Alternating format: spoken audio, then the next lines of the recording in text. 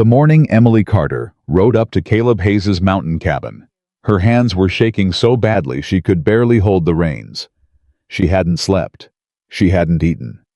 She had ridden 14 miles through the dark because there was no one else left. And the man standing in that doorway, the quiet, hard-eyed cowboy who hadn't spoken to a neighbor in 3 years, was her last chance at saving everything her father had died to build. She looked him straight in the eye and said, "I need a husband by Friday." If this story already has your heart pounding, subscribe to our channel, follow along until the very end, and drop a comment below telling us what city you're watching from. We love seeing how far this story travels. The summer of 1884 had been the cruelest Montana had seen in a decade. The grass in the lower valley had gone dry and brittle by the middle of June, cracking under boot heels like old paper. The creek that ran behind the Whitmore Ranch had thinned down to a silver thread, and the cattle that grazed along the northern pasture had grown lean and restless. Up on the ridge above town, where the ponderosa pines still held their dark green, and the air still carried a bite of cold. Even in July, a man named Caleb Hayes had decided years ago that all of that was someone else's problem. He had not always been the kind of man who lived alone. There was a time, a long time it seemed now, though it had only been 4 years, when Caleb Hayes had been a different creature entirely. A man who laughed at supper. A man who kept photographs on the mantel. A man who knew what it felt like to wake in the morning next to someone warm and real and his. That time was gone. I didn't think about it if he could help it. He kept his hands busy. He split wood in the morning and mended fence line in the afternoon and sat on his porch in the evening, watching the sky go purple and red over the ridge. He hunted when he needed meat. He rode into Millhaven once a month for flour and coffee and whatever news he couldn't avoid. He spoke to people when he had to, and not a word more. It was a small life, a quiet life. He had decided very deliberately that it was enough. I was splitting wood behind the cabin when he heard the hoofbeats. Not fast hoofbeats. Not the kind that signal emergency, no panicked gallop, no horse lathered and blowing. These were the hoofbeats of an animal that had been ridden too long and too hard and had nothing left but the stubbornness to keep moving. Slow, labored, like each step cost something. Caleb set his axe down. He didn't reach for his rifle. The sound didn't have that quality to it, but he straightened up and watched the tree line at the south end of his clearing and waited. The horse came through first. A bay mare, short-coupled and deep-chested with sweat darkening her neck and flanks, and her head hanging low with exhaustion. She was a good horse, anyone could see that, but she'd been ridden past her limit, and her legs were trembling slightly with the effort of carrying herself up the final grade to his clearing. The woman on her back wasn't much better. She sat the saddle straight, and Caleb would remember that later, would remember it specifically the way she kept her spine upright and her chin level, even when everything else about her said she was running on empty. Brown hair pulled back from her face in a way that had started neat and had long since come undone. A pale blue dress, practical, cut the hem, dark with trail dust, and a long smear of something grease maybe, or mud from a creek crossing along the right side. Her hands on the reins were steady, but her knuckles were white. She was young, 25, maybe 26. And she had the look of someone who had spent the last 12 hours making a decision she hadn't wanted to make and had made it anyway. She pulled the mare up at the edge of the clearing and looked at him. "You're Caleb Hayes," she said. It wasn't a question. "I am." He crossed his arms and watched her. "You're Emily Carter." Something moved across her face. Surprise maybe that he knew her. "You know who I am. Your father was Thomas Carter. He ran the Sycamore Creek Ranch 7 miles south. Heard he passed in the spring." He kept his voice level. "I'm sorry for your loss." "Thank you." Her voice was flat and controlled in the way voices get when someone has been fighting very hard not to fall apart and is now using every remaining resource to hold themselves together.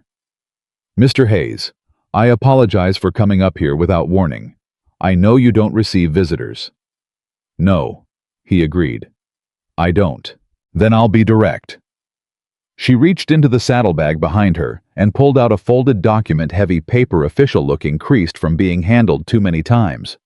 She held it out toward him, though he didn't move to take it. I have until Friday morning. That's 2 days. If I can't satisfy the terms of this contract before then, I lose my father's ranch. Caleb looked at the document. He didn't touch it. What kind of contract? The kind that shouldn't be legal, she said, but is. He waited. She took a breath and said it plainly. My father borrowed money from Victor Aldridge 6 years ago. A drought year, he needed it to keep the herd alive. The loan terms seemed manageable at the time, but there was a clause in the contract that my father didn't fully understand. A clause that stated if the principal landowner died without a male heir or a living husband on the deed, the property reverted to the lender upon default. She paused. My father died in April. I've been trying to make the payments since then, but Aldridge has been adding fees that weren't in the original agreement. I'm behind. I can't catch up. And he's decided to call the loan. And you're not married, Caleb said. No. And you don't have a brother? No. He stood there for a moment, looking at her. The afternoon light was coming slant through the pines, making long shadows across the clearing. Somewhere in the trees, a jay was making a racket. The mare shifted her weight and blew out a long, tired breath. Miss Carter, he said, I think you'd better get down off that horse. She sat at his table with a tin cup of water and the document spread out in front of her, and Caleb stood on the other side and read it. He read it twice. He wasn't a lawyer, but he'd spent enough time in the West to understand the language that men used when they wanted to take something from someone while making it look like they were doing them a favor. The clause was there plain as day. 3rd page. Small print, but legible. He could feel something cold settle in his chest as he read it. Who else has seen this? He asked. My father's lawyer. He passed last year. His replacement is new to the territory. Young. He told me the clause was unusual, but not unenforceable. She turned the cup in her hands. I've spoken to the circuit judge's office. They say there's nothing to be done before Friday. What about Aldridge? Have you talked to him directly? A short, humorless sound that wasn't quite a laugh. I tried, last week. He told me he was sorry for my situation, but that business was business. He told me he had a buyer interested in the property who would put the land to good use. She looked at the document and nodded at him. He also told me that if I were sensible, I'd accept his offer. He'll give me 60 days to vacate and $200. He called it generous. $200, Caleb said, for a 400-acre ranch. He put the document down on the table. He pulled out the chair across from her and sat down, and he folded his hands on the table and looked at her. You came all the way up here, he said carefully, to ask me something. She met his eyes. She had dark eyes, he noticed, dark and direct, and carrying about 10 times more steadiness than anyone had a right to carry when they were running on no sleep and borrowed time. Yes. I'm listening. I need a husband, Emily Carter said. On paper. A legal marriage recorded in town with my name and a man's name on the deed. That satisfies the clause. Aldridge can't call the loan if the ownership structure changes before Friday morning. She held his gaze. I need someone willing to do this. Someone with no ties to town politics. Someone Aldridge can't threaten or buy. She paused. Someone who knew my father. The silence between them stretched out for a long moment. Why me? Caleb said. Because my father trusted you. She said it simply, without decoration. He talked about you. Not often, but enough. He said you were the most honest man he'd met in Montana. He said if he ever needed someone in his corner, he'd want it to be you. Her jaw tightened slightly. And because I have nowhere else to go. Caleb sat back in his chair. He looked at the ceiling. He looked at his hands. He looked at the document on the table. Miss Carter, he said, what you're describing is a legal arrangement, not a... I know what it is, she said quickly. I'm not asking for anything other than your name on a document. Once the ranch is secure, once I've renegotiated the loan terms or found another lender, you go back to your mountain. Your life doesn't change. I'm not asking you to... She stopped. Something flickered behind her eyes. I'm not asking you to pretend to be something you're not. I'm asking you to help me save what my father built. That's all. He looked at her for a long moment. Your father saved my life, he said. You know that? She blinked. No. Winter of '81. I was caught in a blizzard north of the ridge line. My horse went down in a drift. Thomas Carter found me 2 days later. Brought me to his place, kept me there 3 weeks until I could ride again. It was quiet for a moment. He never asked for anything in return. Never even mentioned it again. Emily's hands tightened around the cup. I owe him a debt, Caleb said. I've known that for 3 years. I just never had occasion to pay it. He picked up the document and looked at it one more time. You understand that I don't know you, and you don't know me. I know enough, she said. You know I'm an honest man, according to your father. Yes. That's a low bar, Miss Carter. It's higher than you think, Mr. Hayes. She said it without bitterness, just a flat, tired truth. You'd be surprised how few men in this territory can clear it. He put the document down again. All right, he said. But we do this correctly. We go into town tomorrow morning, we speak to the magistrate, we get it recorded. And when this is over and your ranch is secure, we have a conversation about what comes next. Agreed. She exhaled. It was the first unguarded thing she'd done since she rode into his clearing, and for just a moment he could see the exhaustion and the fear and the relief all pressing against the surface of her composure. Agreed, she said. Good. Then you're sleeping here tonight. Your horse needs water and rest, and so do you. I'll take the barn. She started to protest. Miss Carter. His voice was patient but not soft. I said I'd help you. Let me help you. That means not letting you ride back down that mountain in the dark when you're half dead on your feet. She closed her mouth. After a moment, she nodded. He stood up from the table and walked toward the door. Then he stopped with his hand on the frame and spoke without turning around. Your father was a good man, he said. I'm sorry the world gave him a clause like that and didn't tell him until too late. He heard her breath catch just once before he went outside. They left before dawn. Caleb had been up since 4, tending to both horses, packing what he'd need. He didn't know how long this would take. He didn't know what they'd find in town. He'd been to Millhaven enough times to know that Victor Aldridge was not a man who accepted losing quietly, and the news that Thomas Carter's daughter had found herself a solution would not sit well. Emily was ready when he came to the cabin door. She'd done her best to make herself presentable, hair pinned back neatly, dress-brushed, clean boots, relaced. She had the document in her saddlebag, and something in her expression that he recognized now as her working face. The face she put on when she had decided how a thing was going to go and was prepared to make it go that way through sheer force of will. He almost said something. Something like, you look like a woman going to war. I didn't say it. He just saddled his horse, and they rode. Millhaven was already awake when they arrived. The main street was filling with morning traffic, freight wagons, ranch hands running errands, women with market baskets. The smell of fresh bread from the bakery mixed with horse and dust and the ever-present thin smell of heat that July carried in that part of Montana. People stared. That was the first thing Caleb noticed. People saw them ride in together, and they stared. A couple of women on the boardwalk outside the dry goods store leaned toward each other and said something behind their hands. A man standing outside of the saloon watched them pass with an expression that Caleb couldn't quite read. He kept his eyes forward. They know who you are, he said quietly, as they tied their horses in front of the magistrate's office.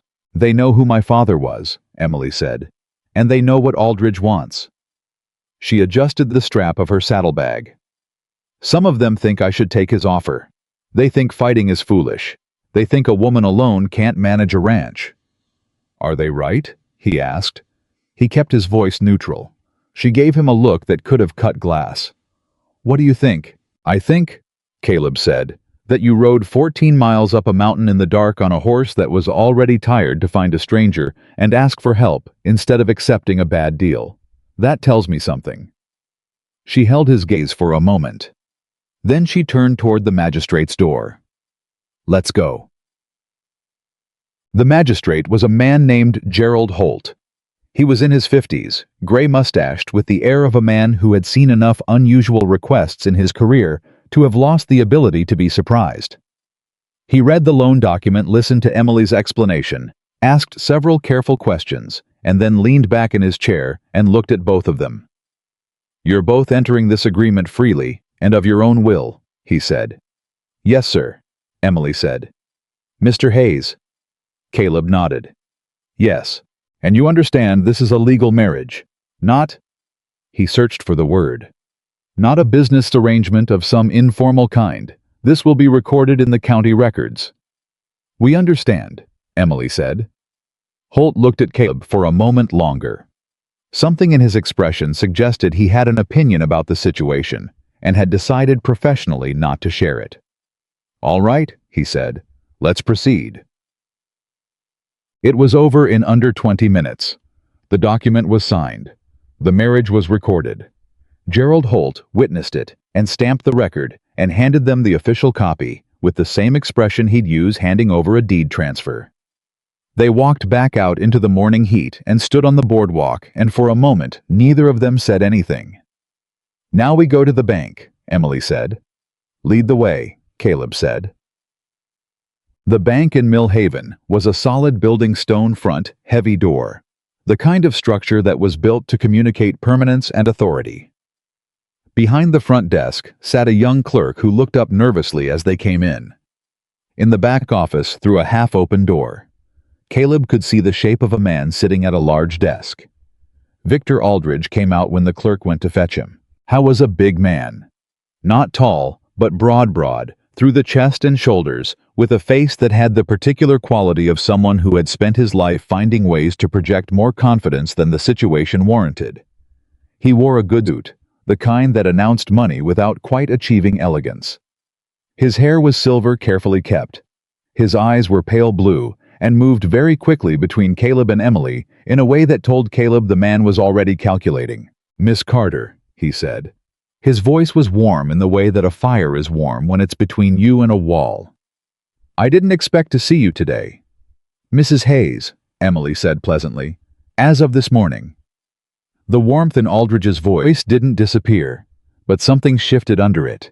His pale eyes moved to Caleb with new attention. "I'm sorry. Emily Hayes," she said. "Formerly Carter. My husband and I are here to discuss the terms of the loan." She set the official marriage record on the counter between them. "As you'll see, the ownership structure of the Sycamore Creek Ranch has changed effective this morning.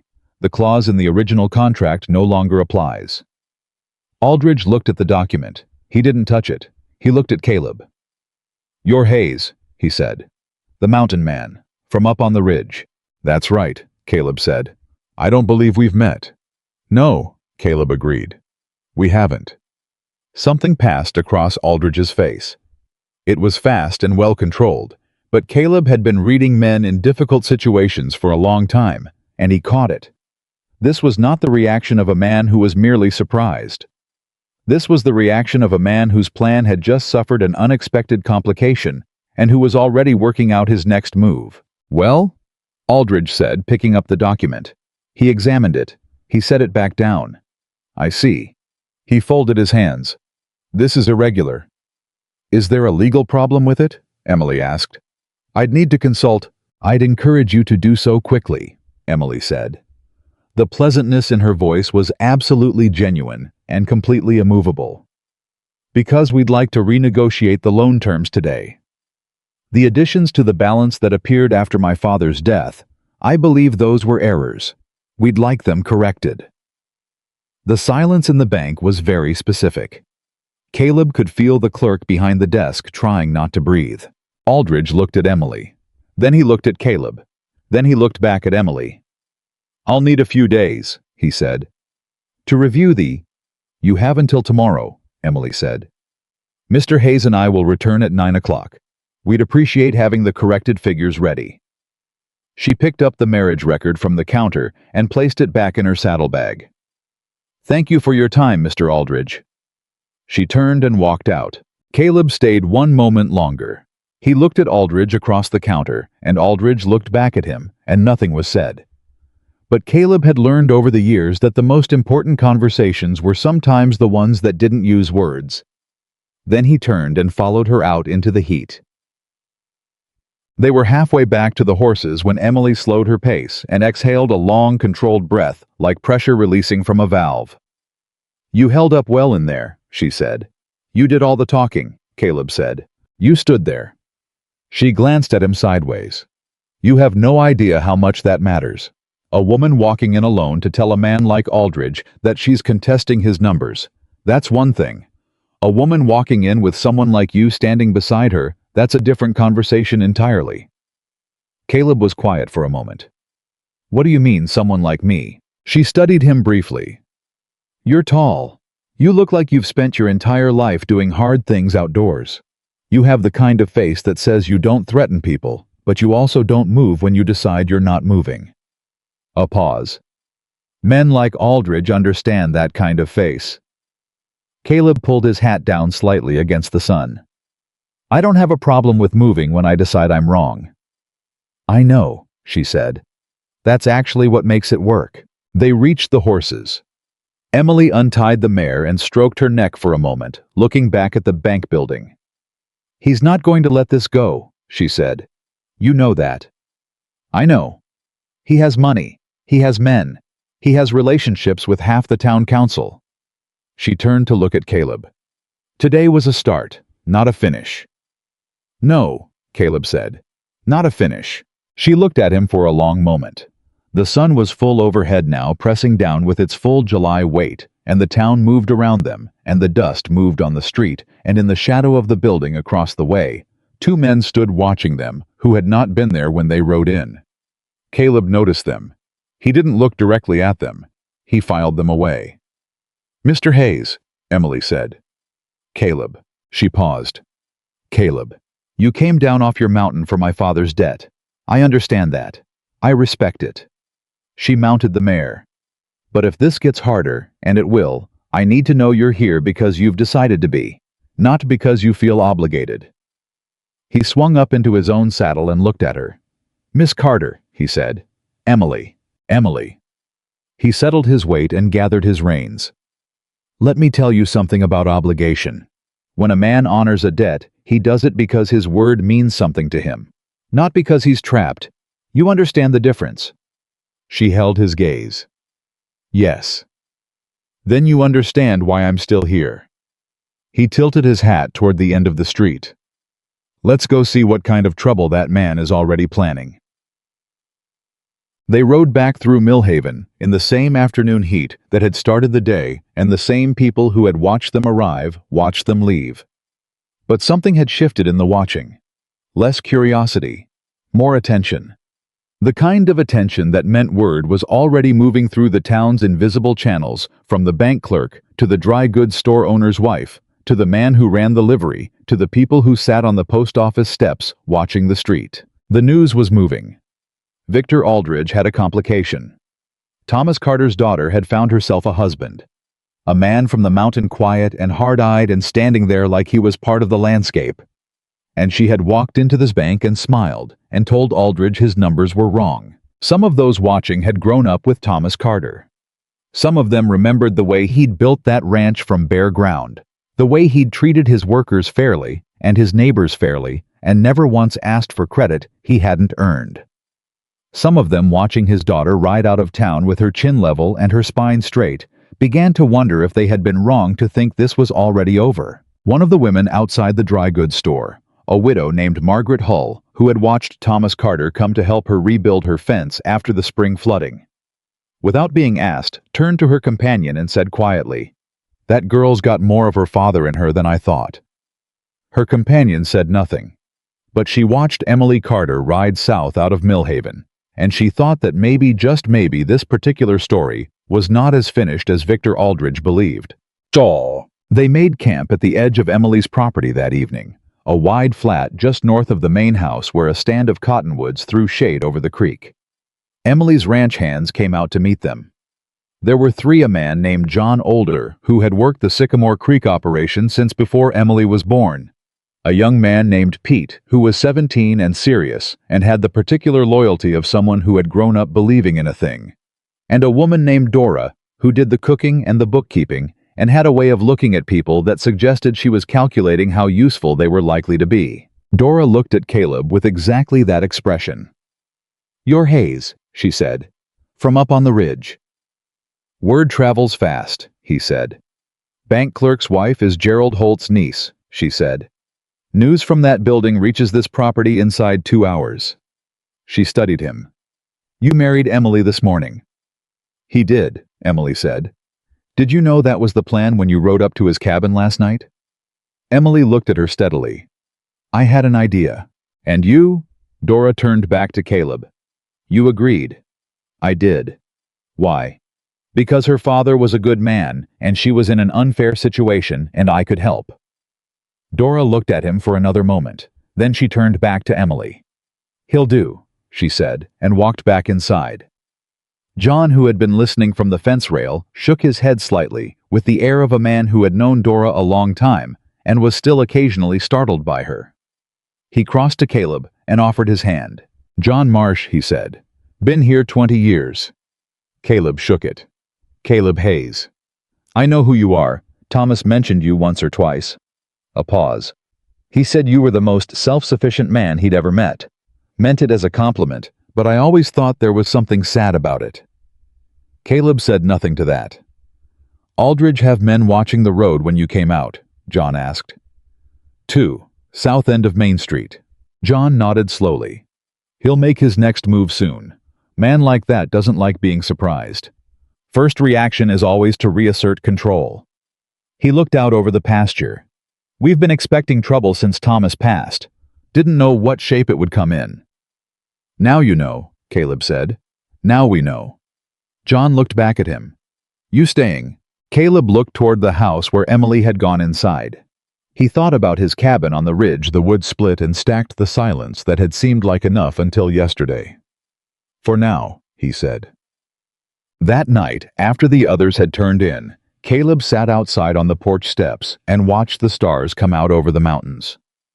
The air had cooled from the day's heat, carrying the smell of pine and dry grass, and somewhere nearby, water moving over stones. He was trying to figure out what he'd done. He'd come down from his mountain, which he hadn't planned. He'd gotten married, which he most certainly hadn't planned. He was sitting on a dead man's porch, listening to a dead man's land. Breathe in the dark, thinking about a dead man's daughter, and the way she'd walked into that bank like she owned it already. I was also thinking about Victor Aldridge's pale blue eyes, moving very quickly between the two of them, calculating, adjusting. The look of a man whose patience was longer than his temper. There was a step behind him. He didn't turn. Emily came and stood at the edge of the porch, and for a moment she didn't say anything either. She looked at the same sky he was looking at. "I want to say something," she said finally. "All right. I'm not good at—" She stopped. Tried again. "My father used to say I was the most capable person he'd ever met, and also the worst at asking for help. He said I'd rather figure out the wrong solution by myself than the right one with someone else." Caleb waited. "He was right," she said. "Coming to you yesterday it cost me something. Asking cost me something." "I know," he said quietly. "I wanted you to know that. So you understand I don't take it lightly. What you've done. What you're risking by being here." "I'm not risking much," he said. "I don't have much that can be taken." "That's not true." She looked at him, and there was something in her eyes that was older than 26, and more careful than most people managed. A man who's been alone that long has something worth protecting, even if it's only the peace of his own silence. He looked at her for a long moment. "Get some sleep, Emily," he said. "Tomorrow's going to be a harder day than today." She held his gaze for one more second. Then she nodded once very slightly and went inside. Caleb sat on the porch for a long time after that, listening to Montana breathe around him. The mountains were dark shapes against a sky full of stars. The creek said its endless, wordless thing in the dark. He thought about debt. He thought about silence. He thought about a woman who had ridden 14 miles through the dark and walked into a bank and smiled and told a powerful man that his numbers were wrong. He thought, Thomas Carter, you raised something remarkable. And then he stopped thinking and just listened to the night, because tomorrow Victor Aldridge would make his next move, and Caleb Hayes needed to be ready. Victor Aldridge did not sleep that night. Caleb didn't know that for certain, but he knew men like Aldridge, and men like Aldridge didn't sleep when something had slipped out of their hands. They sat in their offices or their parlors, and they thought and they planned, and by morning they had a new shape for the problem that looked from the outside like patience, but was really just pressure wearing a different coat.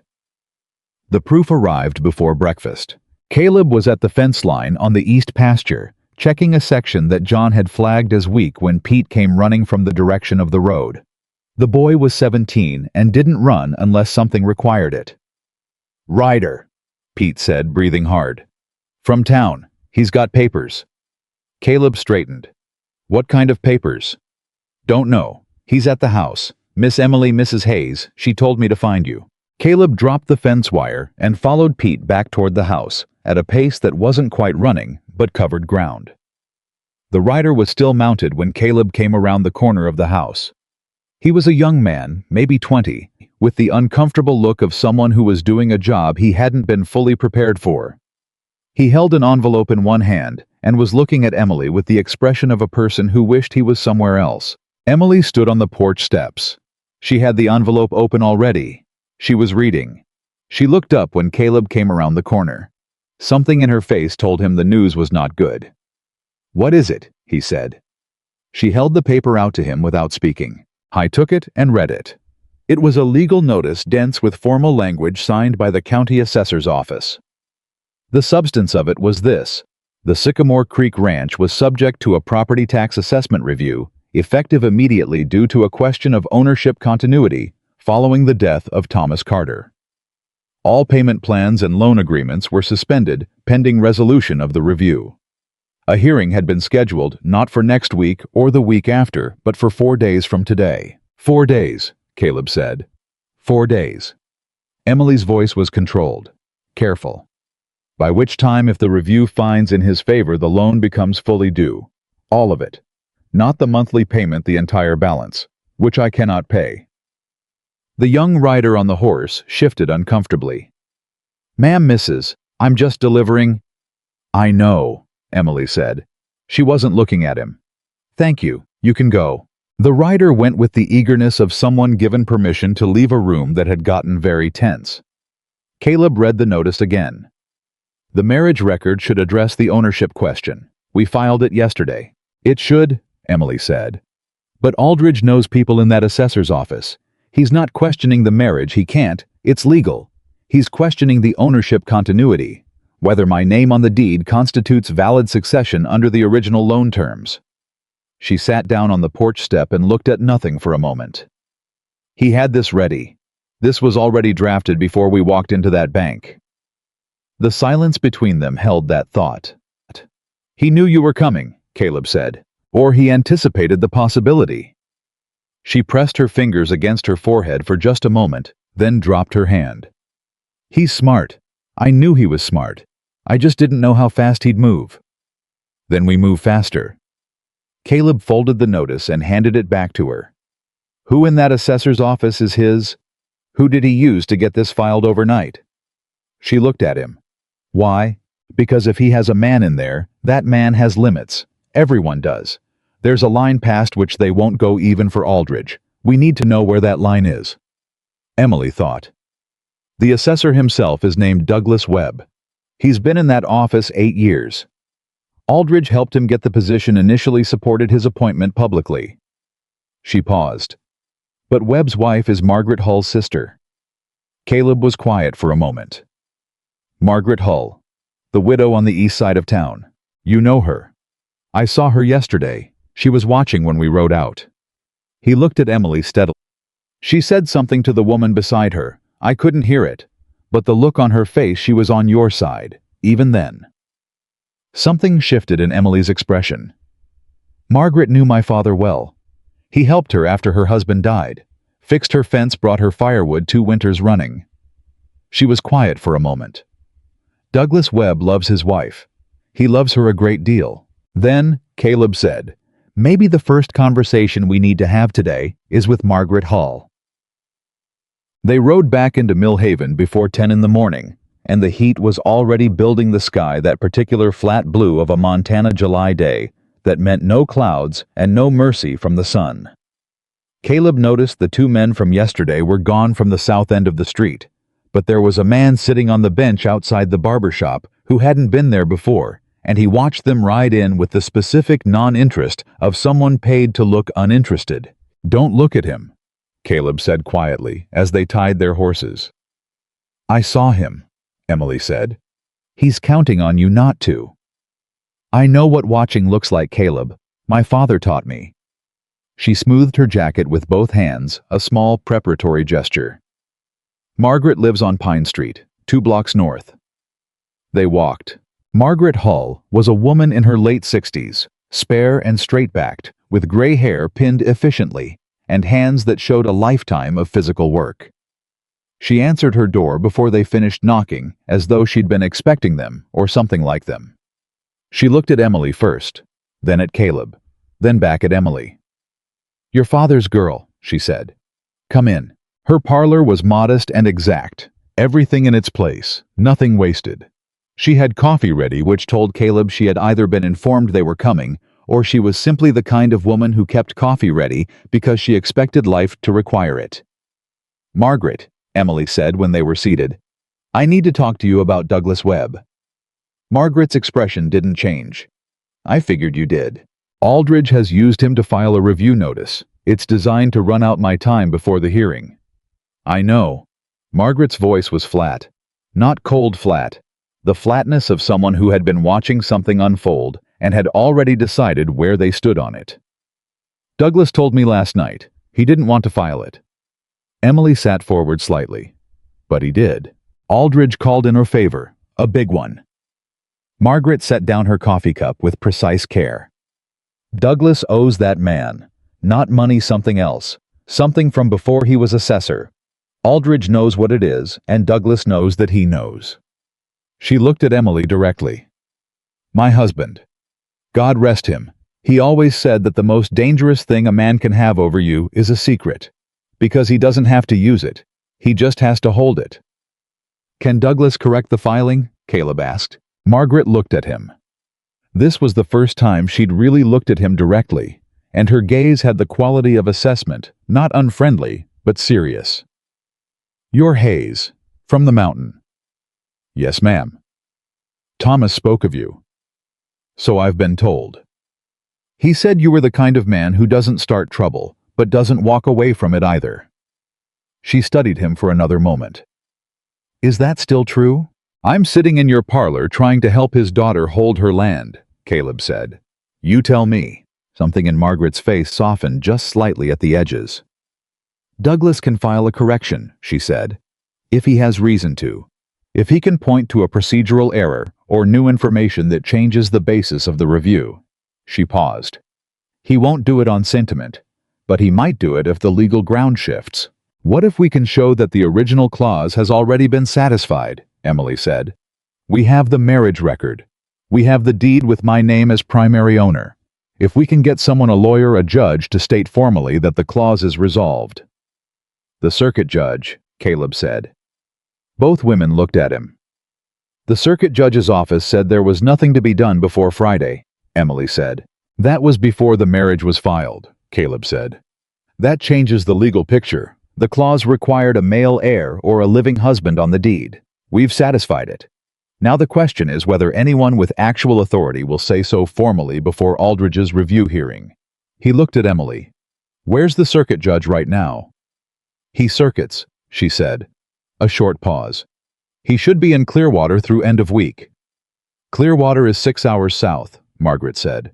5 if you ride hard," Caleb said. Emily was looking at him with an expression he was starting to recognize, not quite surprise, but something adjacent to it. The look of a person recalibrating an estimate. "You're talking about riding to Clearwater today." "I'm talking about one of us riding to Clearwater today," he said, "while the other stays here and makes sure Aldridge doesn't accelerate whatever else he has planned." He held her gaze. "You know this property better than I do. You know the people here better than I do. You need to be the one who stays." She wanted to argue. He could see it in the set of her jaw. But she was smart enough and honest enough to know he was right. "I'll go," he said. "It's a long ride alone," Margaret said. "I've done longer." Caleb looked at Emily. Make me a list.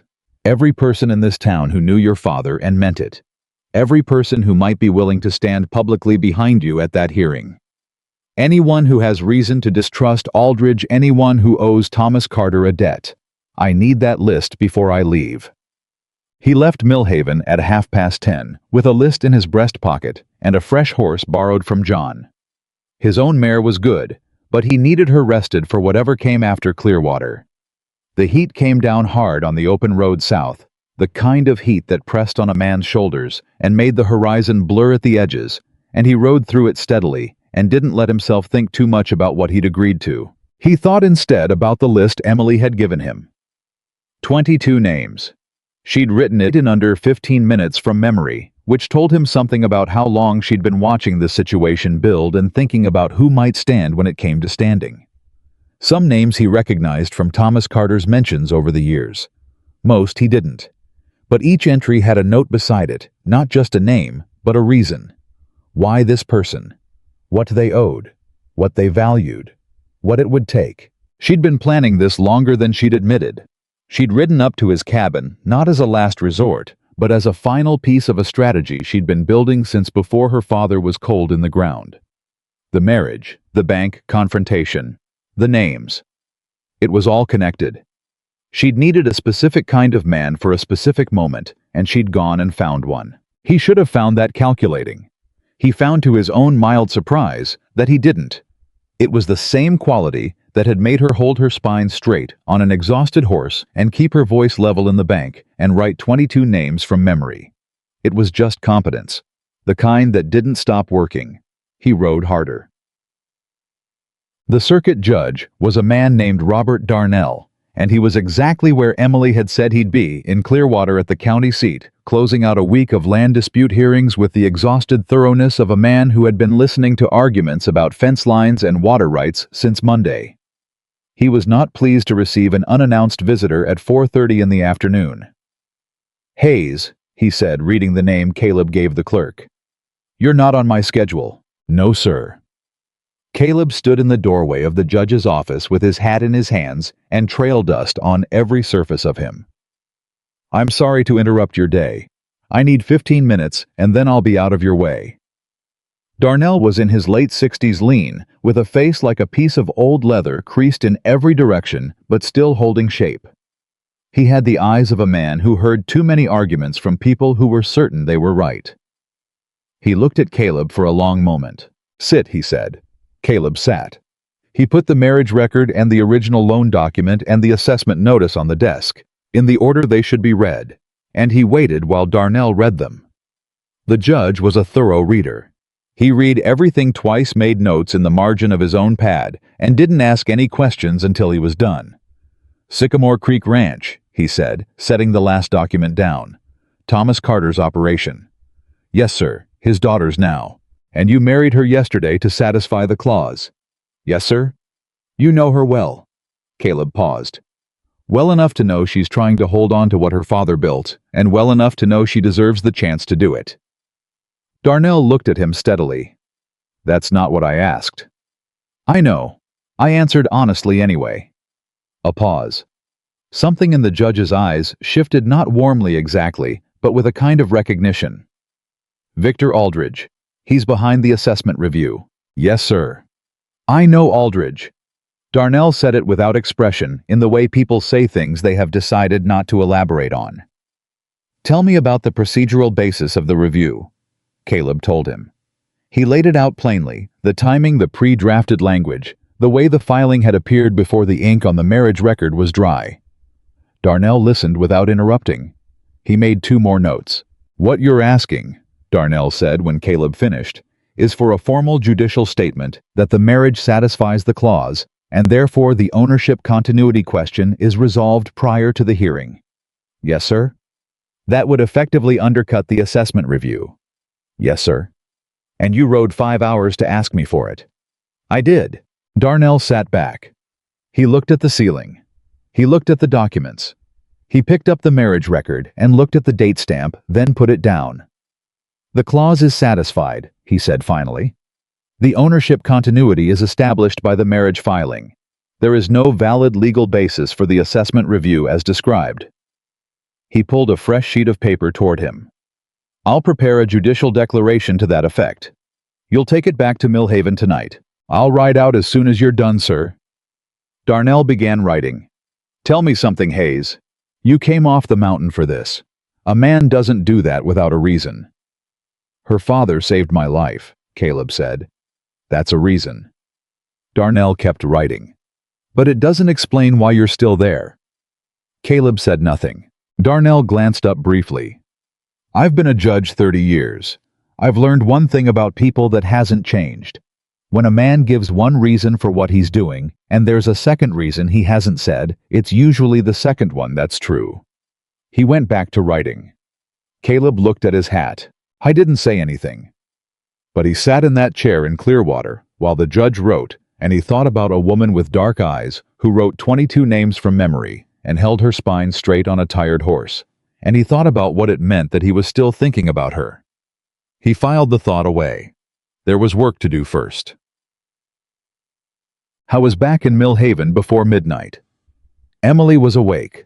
She and John and Dora were at the kitchen table with papers spread between them. The list, the loan documents, other papers. Caleb didn't recognize at first glance, and the lamp was burning, and all three of them looked up when he came through the door. He put Darnell's declaration on the table. Emily picked it up. She read it. Her face as she read it was very still in the way faces go still when they are processing something they have been working toward for a long time and have not been certain they would get.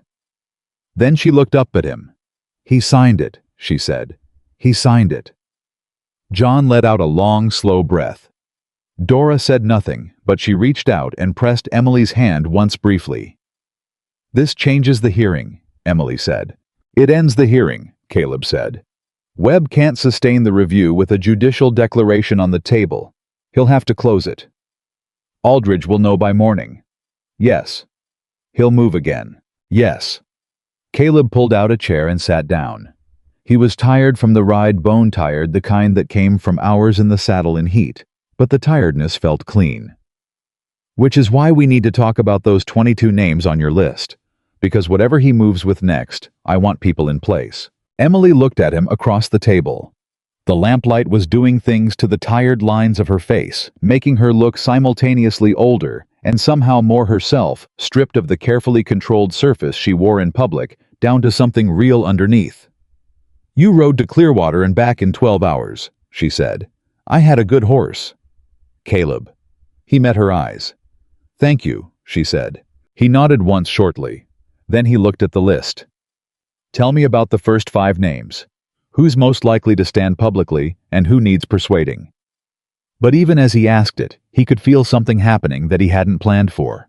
Something that had nothing to do with legal declarations or assessment hearings or 22 names. He'd ridden 5 hours for her father's debt.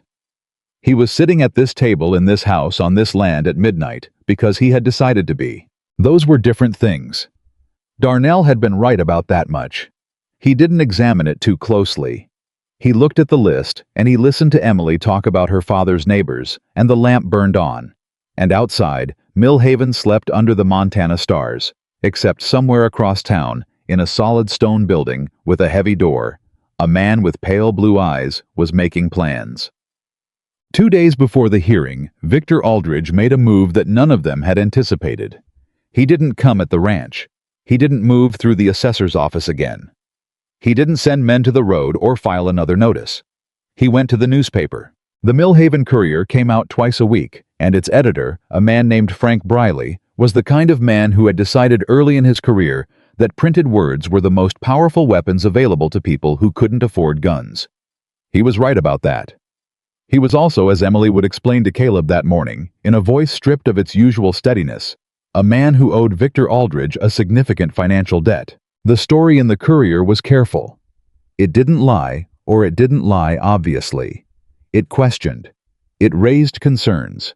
It used phrases like, questions remain, and community members have expressed doubts, and the legitimacy of the recent property arrangement has not been independently verified. It also mentioned in the 3rd paragraph that Caleb Hayes had a history of property disputes in the Northern Territories. Caleb read that line 3 times. Is it true? John asked over his shoulder. No, Caleb said. His voice was flat. Emily was watching him. Aldridge made it up. Or he found someone willing to say it happened. Caleb set the paper down. Either way, it doesn't matter whether it's true. It matters whether people believe it. People in this town are going to read that, Dora said from the doorway. Some of them will believe it because it's in print. Some of them were already looking for a reason not to back us, Emily said quietly. She was looking at the paper, but her voice had the quality of someone who has been bracing for a hit and has now absorbed it and is recalculating. He's not trying to win the legal argument anymore. He's trying to win the social one. If the people in this town decide they don't trust us, that the marriage was irregular, that Caleb is disreputable, then even if we win the hearing, we lose the ground we need to run this ranch. The room was quiet. Caleb picked up his hat from the table. Where does Frank Briley live? 3 people looked at him. Where does he live? Caleb said again. Pine Street, Emily said. 2 doors from Margaret Hull. Good. Caleb put his hat on. Then let's go have a conversation about printed words. He was already at the door when Emily caught up with him. Caleb.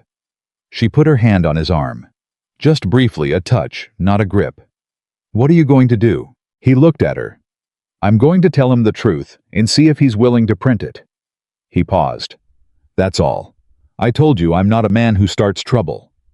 She searched his face for a moment. Then she nodded once and let go.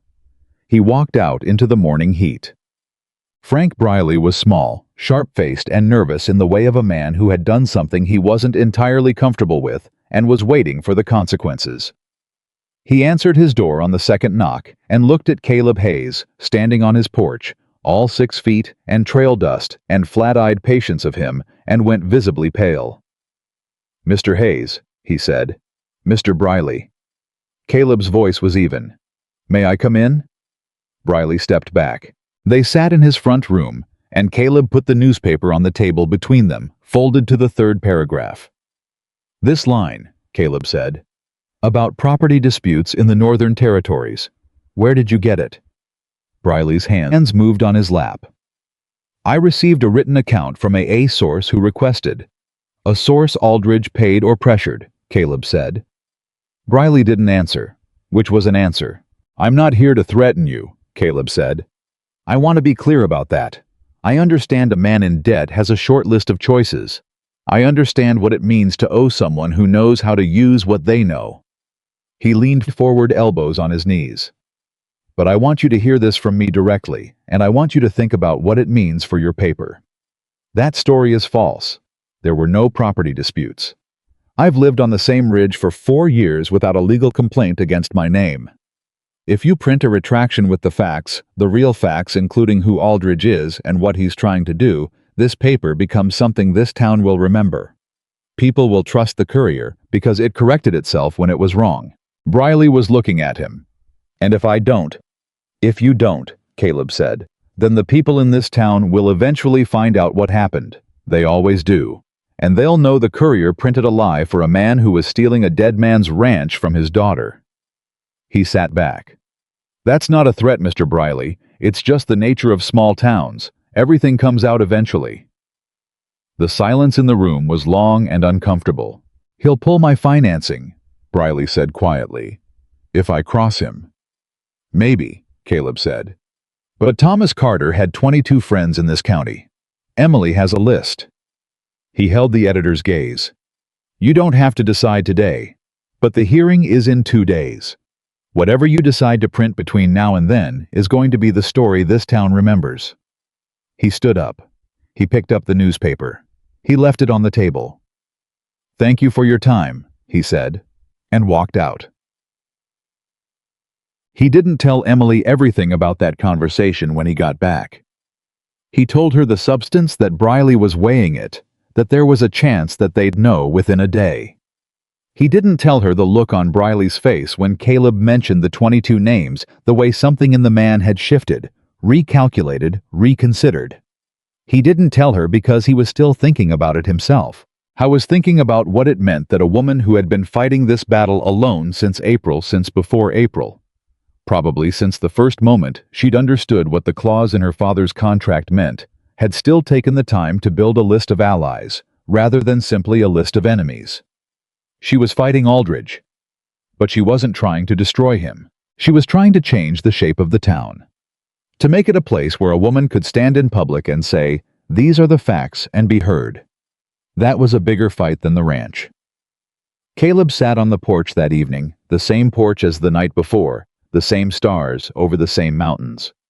The heat of the day had finally surrendered to the night, and a thin breeze moved through the cottonwoods along the creek. Emily came out and sat down on the step beside him.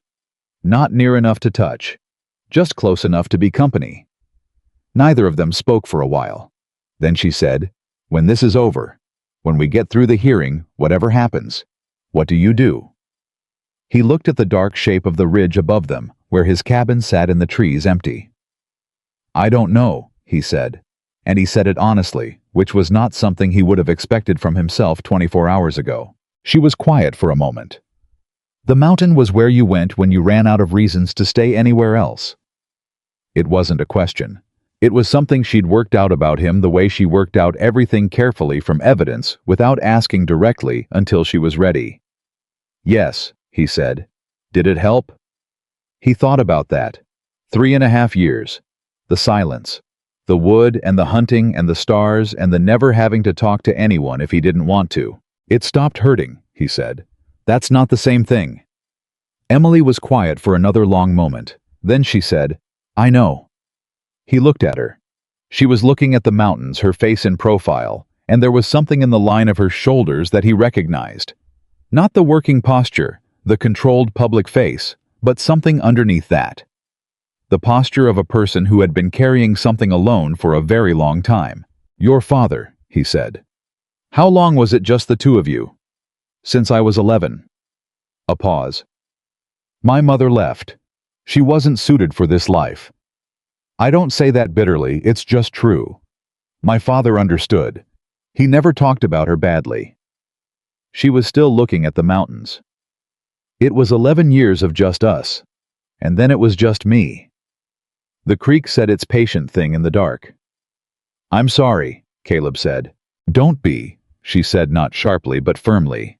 "He gave me everything he knew how to give. He made sure I knew every inch of this land, and every term in every contract, and every person in this county worth knowing." A beat. "He just didn't know about that clause." "He trusted people," Caleb said. "He trusted people," she agreed. They sat there for a while longer, until the night had fully settled, and the coyotes started their distant conversation somewhere north of the ridge. Then Emily stood up and looked down at him. "Get some sleep," she said. "Tomorrow we start calling on those 22 names." "I know." She turned toward the door, then stopped. "Caleb." She didn't turn around. "I'm glad you came down from the mountain." He looked at her back, at the straightness of her spine, at the quiet certainty in the way she stood. "So am I," he said. She went inside. He sat there for a few more minutes, looking at the dark ridge, feeling the specific weight of a life that was no longer entirely what he'd planned. Then he went to sleep because Emily was right. Tomorrow was going to ask a great deal of both of them. And somewhere in Mill Haven, in a solid stone building with a heavy door, a man with pale blue eyes was already awake, staring at the ceiling planning. The morning of the hearing arrived, the way hard things always do, too fast and without mercy. Caleb was up before the sun. He heard Dora already moving in the kitchen, the sound of the stove being stoked, the particular silence of a house where everyone is awake, but no one wants to be the first to speak the weight of what the day holds. John was at the barn. Pete was at the fence line doing something with his hands because he was 17 and didn't know what else to do with fear. Emily came downstairs dressed and ready before the coffee was finished. She wore her best dress, not fancy, not pretentious, but clean and fitted and serious in the way that said she understood this was a day that would be remembered. She had her father's leather satchel over one arm, the one he'd used for every important meeting he'd ever attended in Mill Haven. She'd told Caleb about it the night before, not as sentiment, but as strategy. People who had known Thomas Carter would recognize it. They would remember who had carried it before her. She was thinking about everything all the time. He was beginning to understand that about her. She poured 2 cups of coffee, handed one to Caleb without asking how he took it. She'd already figured out he drank it black and sat down across from him. "Tell me where we are," she said. "Darnell's declaration is in the satchel. The marriage record is filed at the courthouse. We have 11 confirmed names from the list who have agreed to attend the hearing and speak if called." He wrapped both hands around the cup. "Frank Briley sent a message late last night." She looked up. "He's running a correction," Caleb said. "Front page. He pulled the property dispute story, and he's replacing it with a piece on the original loan clause and what it means for landowners in the territory." Something moved through Emily's face relief, and behind it, something fiercer. "He chose the right side." "He chose the side that lets him sleep at night," Caleb said. "That's the same thing most of the time." She was quiet for a moment. "Aldridge is going to know before the hearing starts." "Yes." "That means he'll try something before we get into that room." "Yes." "What do you think it is?" Caleb set down his cup. He'd been turning that question over since 2 in the morning. "He's out of legal moves. Darnell's declaration closes the assessment review. Webb can't sustain it with a sitting judge on record. The newspaper correction takes away his social weapon. He has money, and he has men, and he has time." He looked at her steadily. "He'll try to stop you from getting to the hearing." Emily held his gaze.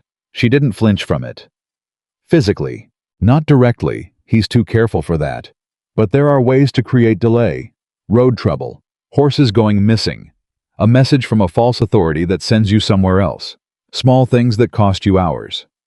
He paused. "So we leave early. We go together. John comes and Pete. And we don't stop for anything between here and the courthouse." She nodded once. Then she picked up her coffee drink and stood. "Let's go." They were a quarter-mile from the ranch gate when they found the cattle. 20 head of Emily's best breeding stock out on the road. The gate on the north pasture was open, not broken, not forced. Opened deliberately in the night by someone who knew exactly which gate to use to put those animals exactly where they'd cause the most trouble. Caleb pulled his horse up and looked at the scene and felt something go very cold and very clear in his chest. "It's him," Emily said beside him. Her voice was controlled, but only barely. "It's him," Caleb agreed. "Don't stop, John." He turned in the saddle. "You and Pete get these animals back. Meet us at the courthouse when you can." "You'll have 2 fewer bodies in that room," John said. "I know. Go." John and Pete went. Caleb and Emily rode around the cattle and kept moving, and Caleb watched the road ahead with the particular attention of a man who has decided something is a test and is waiting to see what comes next. What came next was a rider. He came from the direction of town, moving fast, pulling up in a cloud of dust 20 yards ahead of them. Young man, hard-ridden, with a piece of paper in his hand. "Mrs. Hayes." I was looking at Emily. "Message from the magistrate's office. Urgent." Emily reached for the paper. Caleb put his hand out and stopped her. He looked at the rider. "What magistrate?" The rider blinked. "Gerald Holt, sir." "Holt's office is on the south side of the building. His clerk is named Anders. What does Anders look like?" The rider's mouth opened. Nothing came out. "Ride on," Caleb said. The rider looked at Emily. Emily held his gaze without expression. He turned his horse and rode away quickly back toward town. She looked at Caleb. "A fake message. To make you change direction. To make you go somewhere else first." He watched the rider disappear. He had this morning planned carefully. "The cattle first to slow us down," Emily said, working it out. "Then the false message to redirect us. If both work, we miss the hearing window." "But they didn't work. Because you knew." She looked at him with something that wasn't quite surprise anymore, but was moving in that direction. "How did you know?" "Because I've dealt with men like Aldridge," he said simply. "They don't think other people think. They count on being the smartest person in the room." He nudged his horse forward. "Let's not give him any more chances to be clever." They rode. The courthouse in Mill Haven was a 2-story building at the center of town, and by the time Emily and Caleb arrived, there were already people gathered on the steps. Not a few people more than Caleb had expected. Some of them were from the list. Some were faces he didn't recognize. There was a cluster of women near the left side of the steps, and Margaret Hull was among them, and she had brought Caleb counted quickly 6 others. Frank Briley was there with his notebook. Victor Aldridge was there too, standing near the door with 2 men in good suits who were almost certainly lawyers, and Aldridge watched Emily and Caleb ride up with an expression that had passed through anger and come out the other side into something colder. He had not expected them to get here. Or he had not expected them to get here undamaged. Caleb could see the recalculation happening behind those pale blue eyes. Emily dismounted. She handed her reins to Caleb, straightened the satchel on her arm, and walked up the courthouse steps with her spine straight and her chin level and her father's bag on her arm. She didn't look at Aldridge. She didn't need to. Margaret Hull stepped forward as Emily reached the top of the steps and took Emily's free hand briefly in both of hers. She didn't say anything. She didn't have to. She turned and walked inside beside her, and the 6 women came with them, and Caleb tied both horses and followed, and by the time he reached the doorway, 11 people from the list were already in their seats. It was the most people he'd ever seen in a courthouse on a weekday morning. He sat down beside Emily at the front table and leaned over and said quietly, "Aldridge looks like a man whose plan fell apart." "Good," she said under her breath, and opened the satchel. 10. The hearing officer was a territorial administrator named Charles Fenn, appointed by the county. He was not a judge. Circuit judges didn't preside over assessment reviews, but he had the authority to rule on the review's validity, and his ruling could be appealed. He was 60 deliberate, and had the air of a man who had presided over enough proceedings to have developed a deep personal commitment to having them be over on time. He called the room to order. Aldridge's lead lawyer, a man named Strom from the Capitol, which told Caleb that Aldridge had been planning this long enough to bring in outside counsel, opened with the substance of the assessment review. He was polished and careful. He did not mention the original clause directly at first. He talked about ownership continuity, about questions of succession, about the irregularity of the marriage timing. Then Emily's turn. She stood up. She placed Darnell's declaration on the table facing Fenn. She placed the marriage record beside it. She placed the original loan document open to the 3rd page beside that. "Mr. Fenn," she said, "the basis of this review is a question of ownership continuity following the death of my father. The answer to that question is in this documentation. A sitting circuit judge has issued a formal declaration that the ownership question is resolved. The clause in the original loan has been satisfied by a legal marriage filed and recorded at this courthouse the day before yesterday." She paused. "There is no valid basis for this review to continue." Fenn picked up Darnell's declaration. He read it. Strom was on his feet immediately. "The timing of this marriage is highly irregular. It raises questions about Mr. Strom." Fenn's voice didn't rise, but it stopped Strom completely. "I am reading a judicial declaration signed by Circuit Judge Robert Darnell. Are you challenging Judge Darnell's authority?" A pause. "No, sir." "Then sit down." Strom sat. Fenn finished reading. He set the declaration down. He looked at the documents together, then at Emily, then at Aldridge's table. "Mr. Aldridge," he said, "what is the legal basis for continuing this review in light of a signed judicial declaration?" Aldridge leaned over to Strom. They spoke in low voices for several seconds. The room waited. Then Aldridge stood up himself. He was smooth. Caleb gave him that. He'd had a plan collapse under him in the last 40 minutes, and he stood up like a man whose morning had been perfectly ordinary. "Mr. Fenn, the question of the marriage's legitimacy remains open. The speed and circumstances of the arrangement suggest—" "Are you alleging fraud?" Fenn asked. "I am suggesting that a review of—" "Mr. Aldridge." Fenn's voice was still level, still deliberate. "Are you on the record alleging that this marriage was fraudulent?" The room was very still. This was the moment Caleb understood. If Aldridge said yes, he was making an allegation he couldn't prove in front of 11 witnesses and a newspaper editor writing in his notebook. If he said no, he had nothing left. The pale blue eyes moved around the room. They took in the 11 people from the list. They took in Margaret Hull and her 6 companions. They took in Frank Briley's pen moving across the notebook. "No," Aldridge said. "I am not alleging fraud. I am—" "Then this review has no standing." Fenn picked up his stamp. "The assessment review of the Sycamore Creek Ranch property is dismissed. Ownership continuity is confirmed. The original loan terms apply without modification." He stamped the record. "We're adjourned." It was over in under an hour. But it wasn't over. Caleb knew that before they even stood up from the table. Because he was watching Aldridge, and Aldridge wasn't doing what a beaten man does. He wasn't gathering his papers in defeat. He was standing at his table very still, and the pale blue eyes were doing that thing, moving, calculating, adjusting. The room was beginning to empty, people speaking to each other in the relieved tones of witnesses to something going right. Emily was accepting a handshake from Margaret Hull, her face finally allowing something that looked almost like joy. Briley was writing furiously. Caleb stood up and moved toward the door, positioning himself where he could see the room and the entrance both. Aldridge crossed to him. It was deliberate. He moved through the dispersing crowd with the specific intention of reaching Caleb, and Caleb watched him come and didn't move. "Mr. Hayes," Aldridge said. His voice was pleasant, socially pleasant, the pleasantness of a parlor. "Impressive morning." "For some of us," Caleb said. "Indeed."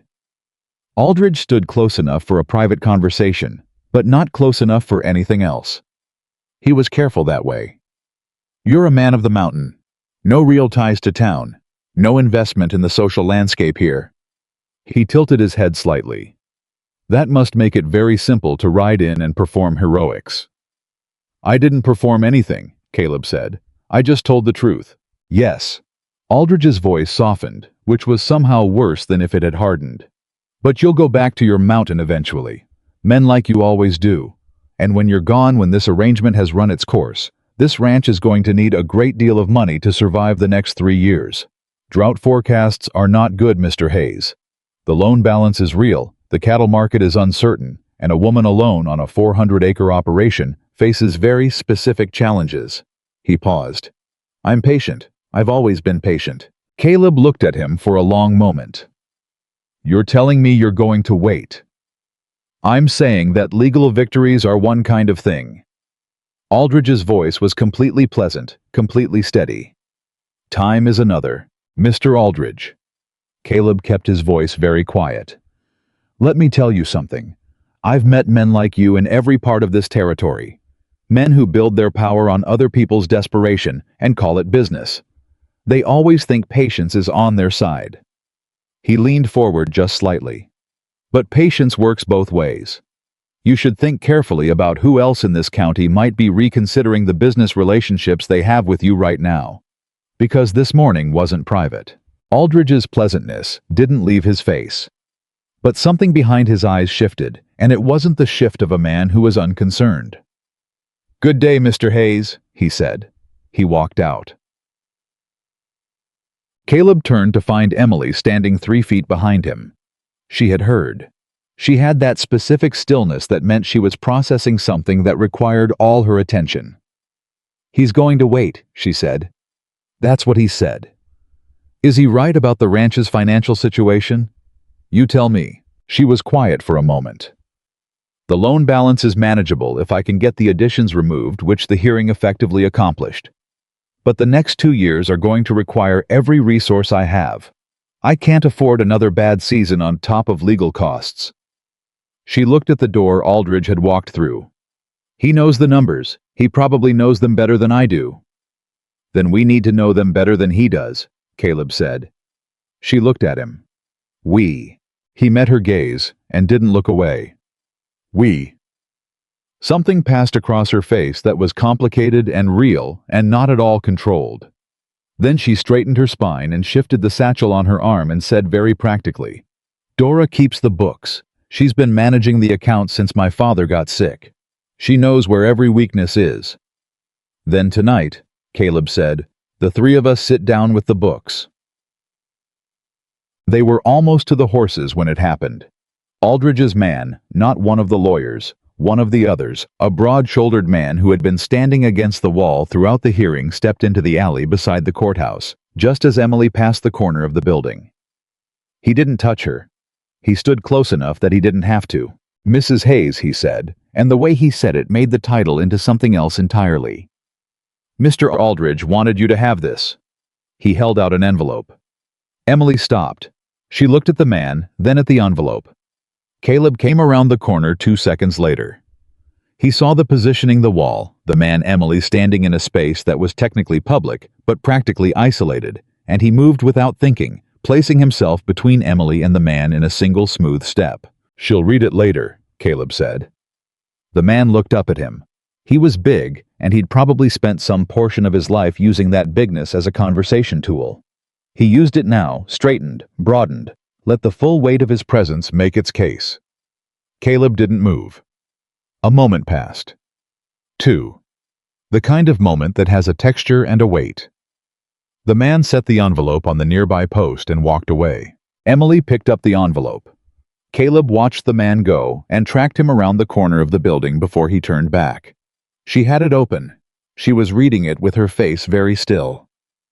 "What is it?" he said. She handed it to him. It was a single page. A legal notice, but not from any official office. A private communication. It stated that Victor Aldridge was making a final formal offer to purchase the Sycamore Creek Ranch at a figure that was. Caleb blinked and read it again, genuinely fair.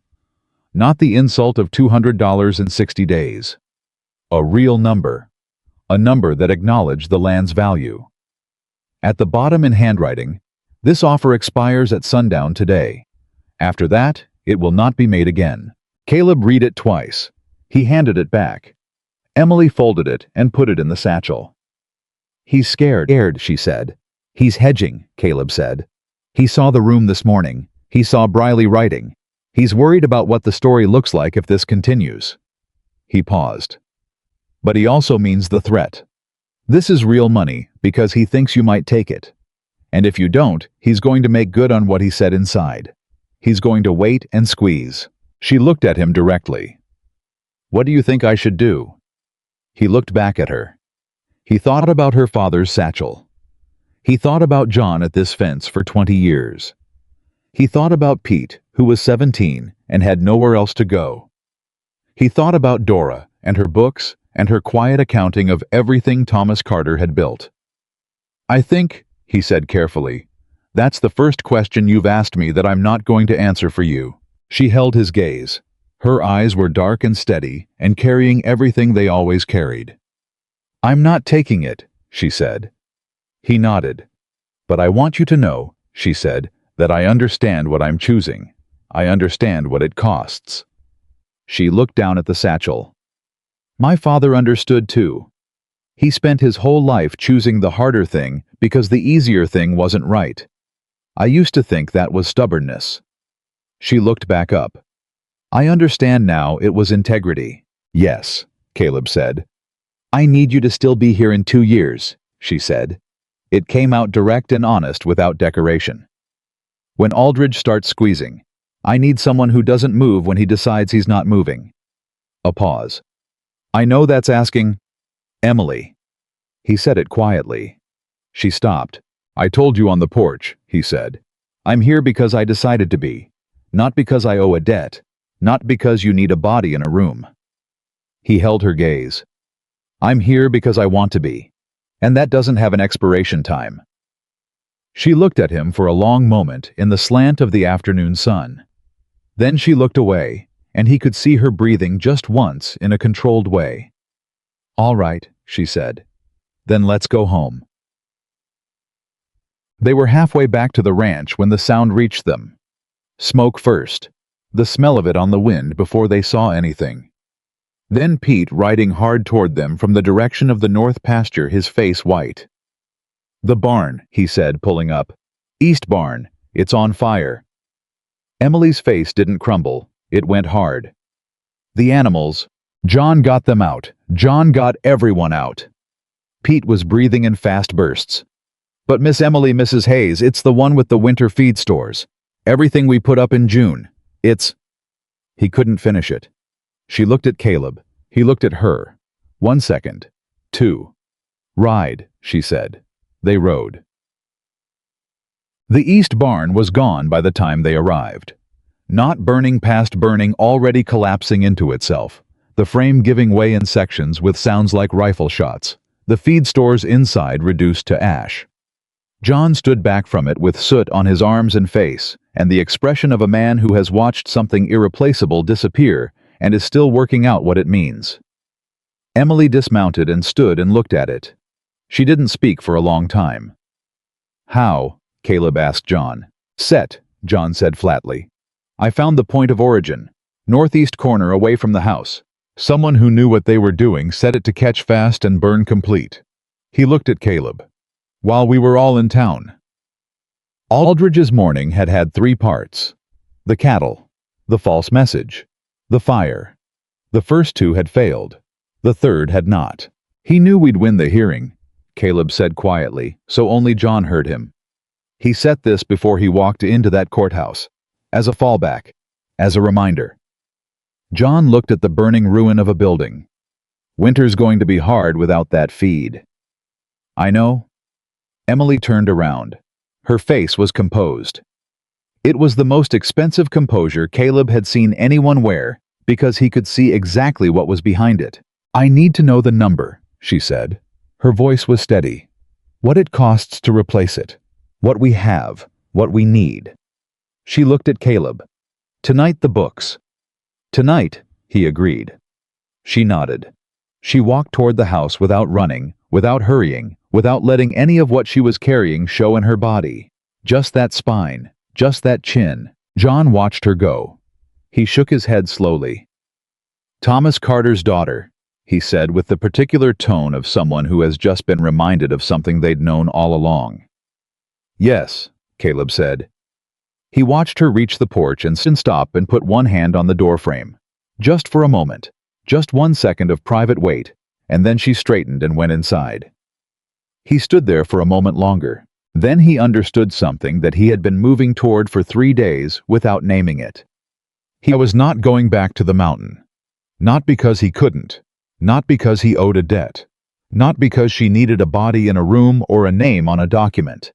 Because he was standing on the right ground. For the first time in 4 years, he was standing on the right ground, and he knew it. And the knowing was so quiet and so complete that it didn't feel like a decision at all. It felt like recognition. He had been lost on that mountain, not saved by it. And this woman, this competent, stubborn, honest, grieving, fighting woman, had ridden up to his door in the dark on an exhausted horse and offered him without knowing she was doing it. The thing he'd stopped believing in. A reason to stay somewhere. He put that away for now. He put it in the same place. He put everything that mattered, kept it close, kept it careful, didn't bring it out where it could be damaged. He walked toward the house. Tonight the books. Tomorrow whatever Aldridge sent next. And on the other side of that something. He didn't name it. He just walked toward the porch where her hand had rested for 1 unguarded second on the doorframe, and he went inside, and he sat down at the table where she and Dora were already opening the ledger. "All right," he said. Emily looked up. "Tell me what we're working with," he said. And she did. And the lamp burned on. The ledger told a story that nobody wanted to hear, but everybody needed to. Dora laid it out without softening anything, because she was not the kind of woman who softened things, and Emily had asked for the truth, so the truth is what she got. The winter feed stores, 6 months of hay grain and supplement stock, were gone. Replacing them before the cold season arrived would cost more than the ranch had in liquid cash. The loan balance corrected after the hearing was manageable monthly, but left nothing for emergency. The cattle market had been soft since spring. The breeding stock was good, excellent actually. John's best work, but cattle took time, and time was exactly what Aldridge intended to use as a weapon. Dora closed the ledger and folded her hands on top of it, and looked at Emily the way she had always looked at Emily when something required saying that Emily might not want to hear. "We need outside money," Dora said. "Before October." Emily was quiet. "How much?" Caleb said. Dora told him. He did the arithmetic in his head. It wasn't a number that destroyed you, but it wasn't a small number either. It was the kind of number that required either a loan, a partner, or a very good harvest, and the harvest wasn't going to be what they needed it to be, because July had been too dry, and August was going to be worse. "There's another lender in the territory," Emily said. Her voice was flat and working, not feeling. "A land bank out of Helena.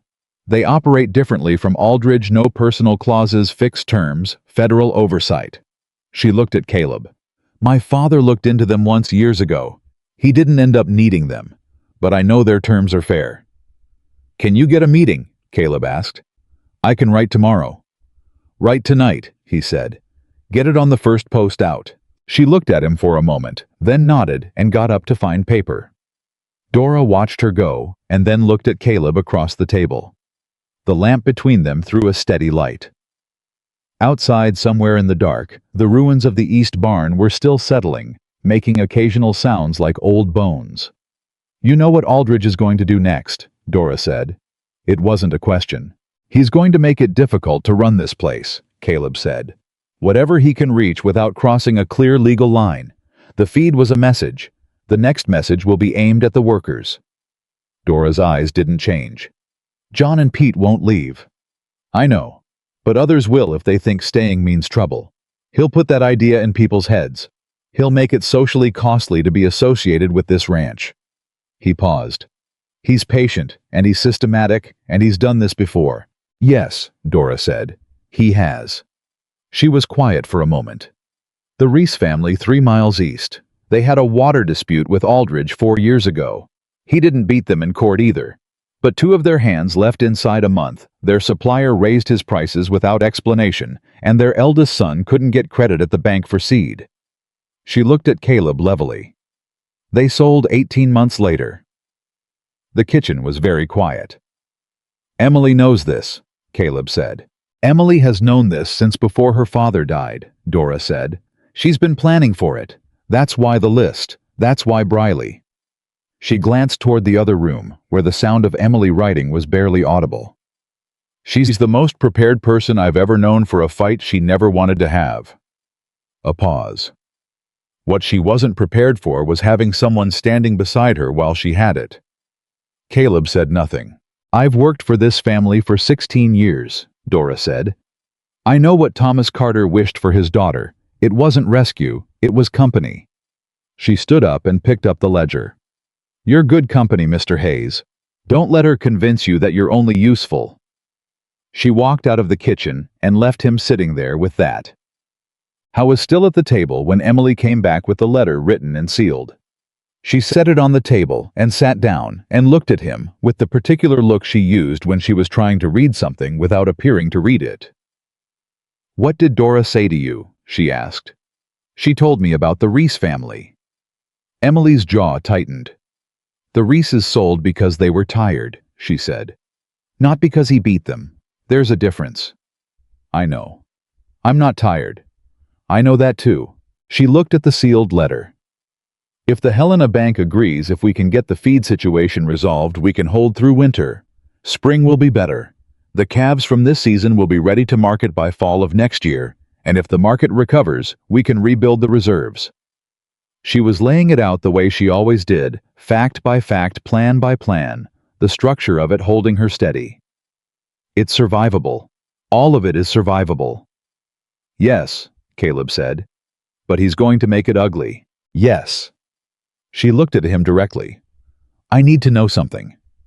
He waited. "The conversation you had with Aldridge after the hearing," she said. "You told him patience works both ways. What did you mean?" He looked at her for a moment.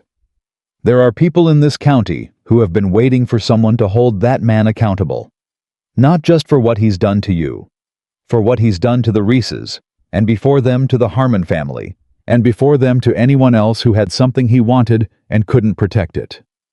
He paused. "Your father's 22 friends aren't going to forget what they watched this morning. And Briley is writing a story that's going to be read by people 3 counties over." Emily was very still. "You're saying we turn this into something larger than the ranch?" "I'm saying it already is," Caleb said. "Aldridge made it that when he chose to do what he does, the way he does it in a county full of people who are tired of watching it happen." He held her gaze. He's patient. But he's also exposed now in a way he wasn't a week ago. And exposed men make mistakes. She looked at him for a long moment. Then something in her face changed, not softened, but settled. Like a decision that had been hovering finally found its ground. "All right," she said. "Then we make sure he stays exposed." She picked up the letter. "I'll get this to the postwriter at first light." She stood. He stood. They were close in the small kitchen, closer than they'd been in the easy movement of the day, and neither of them stepped back. "Caleb," she said. "Emily, I'm glad you're not a man who explains himself a lot," she said. "My father was like that. He said the important things once, and then he just showed you he meant them." He looked at her steadily. "I mean them." She held his gaze for one long moment. Then she nodded once and went upstairs. He stood in the kitchen for a while after that, listening to the house settle, thinking about the difference between a man who runs toward something and a man who has finally, after a very long time, stopped running away.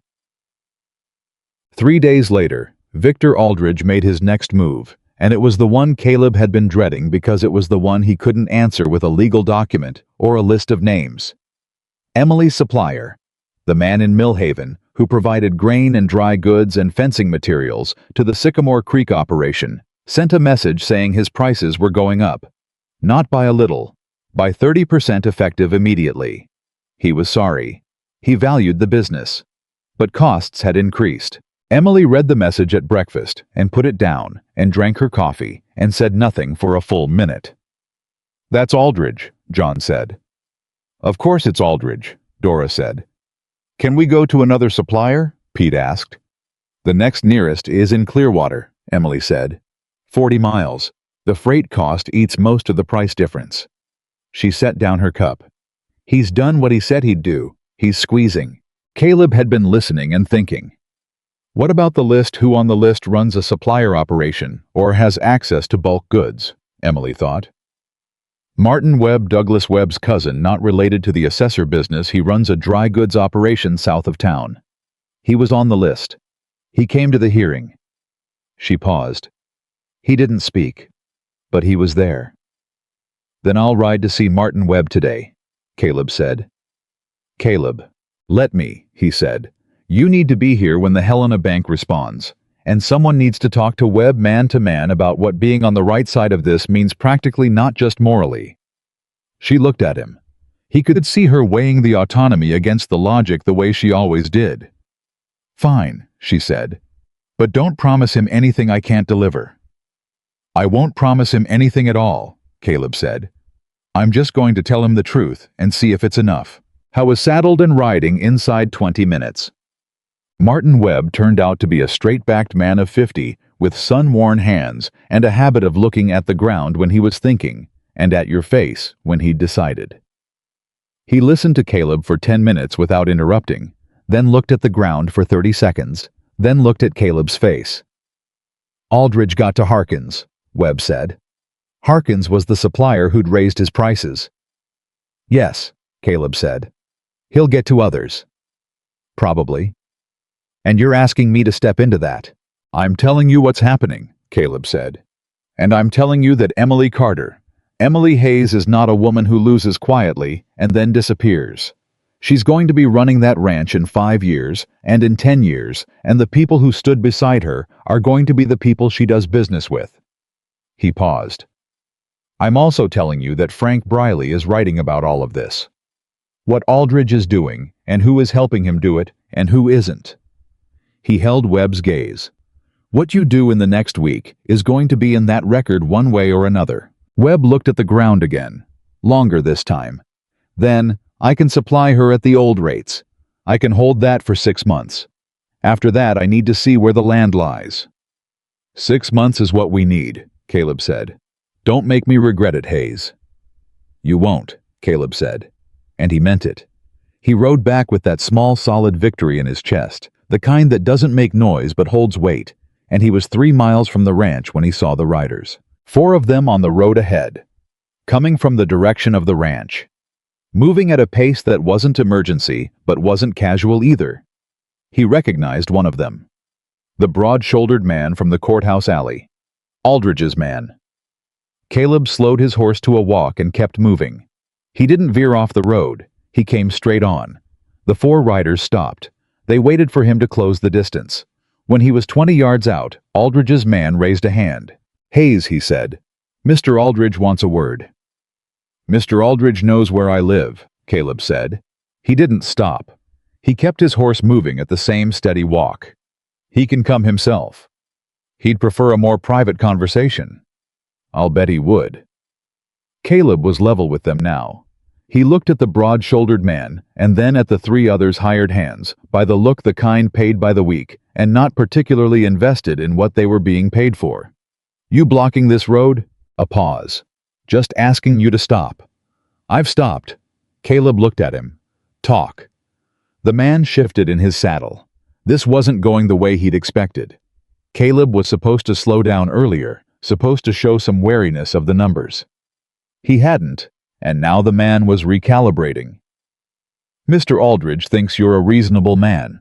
A man who can see when something isn't worth the cost." "What cost?" "This situation, the ranch. It's a hard life for a woman alone, even with help.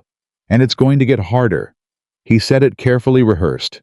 "Mr. Aldridge is willing to—" "He made his offer," Caleb said. "She declined. That's the end of the conversation about the offer." He looked at the man steadily. "Now I want you to hear something from me, and I want you to hear it plainly. Whatever you're being paid to make this difficult, it's not enough. Not if it puts you in front of a federal inquiry into land fraud." He watched the man's eyes. "Because that's where this is going. Not because I'm threatening you, because Frank Briley has been writing for 3 weeks, and what he's putting together is going to the territorial press. Federal land agents pay attention to the territorial press." He let that sit. "I'm going home now," Caleb said. "You should do the same." He rode through the middle of them. He felt the tension in the air, the specific charged quality of a moment that could go one way or another. But he kept his pace exactly the same, and he didn't look back. And after a long moment, he heard hoofbeats going the other direction. He exhaled once quietly and kept riding. The Helena Banks response arrived 4 days later. Emily brought the letter to the table where Caleb and Dora and John were eating supper, and she opened it standing up, and she read it, and then she put it down on the table very carefully. "They'll meet with me," she said. "Next Wednesday, in Helena." "Terms?" Dora asked. "They need to see the deed and the loan history.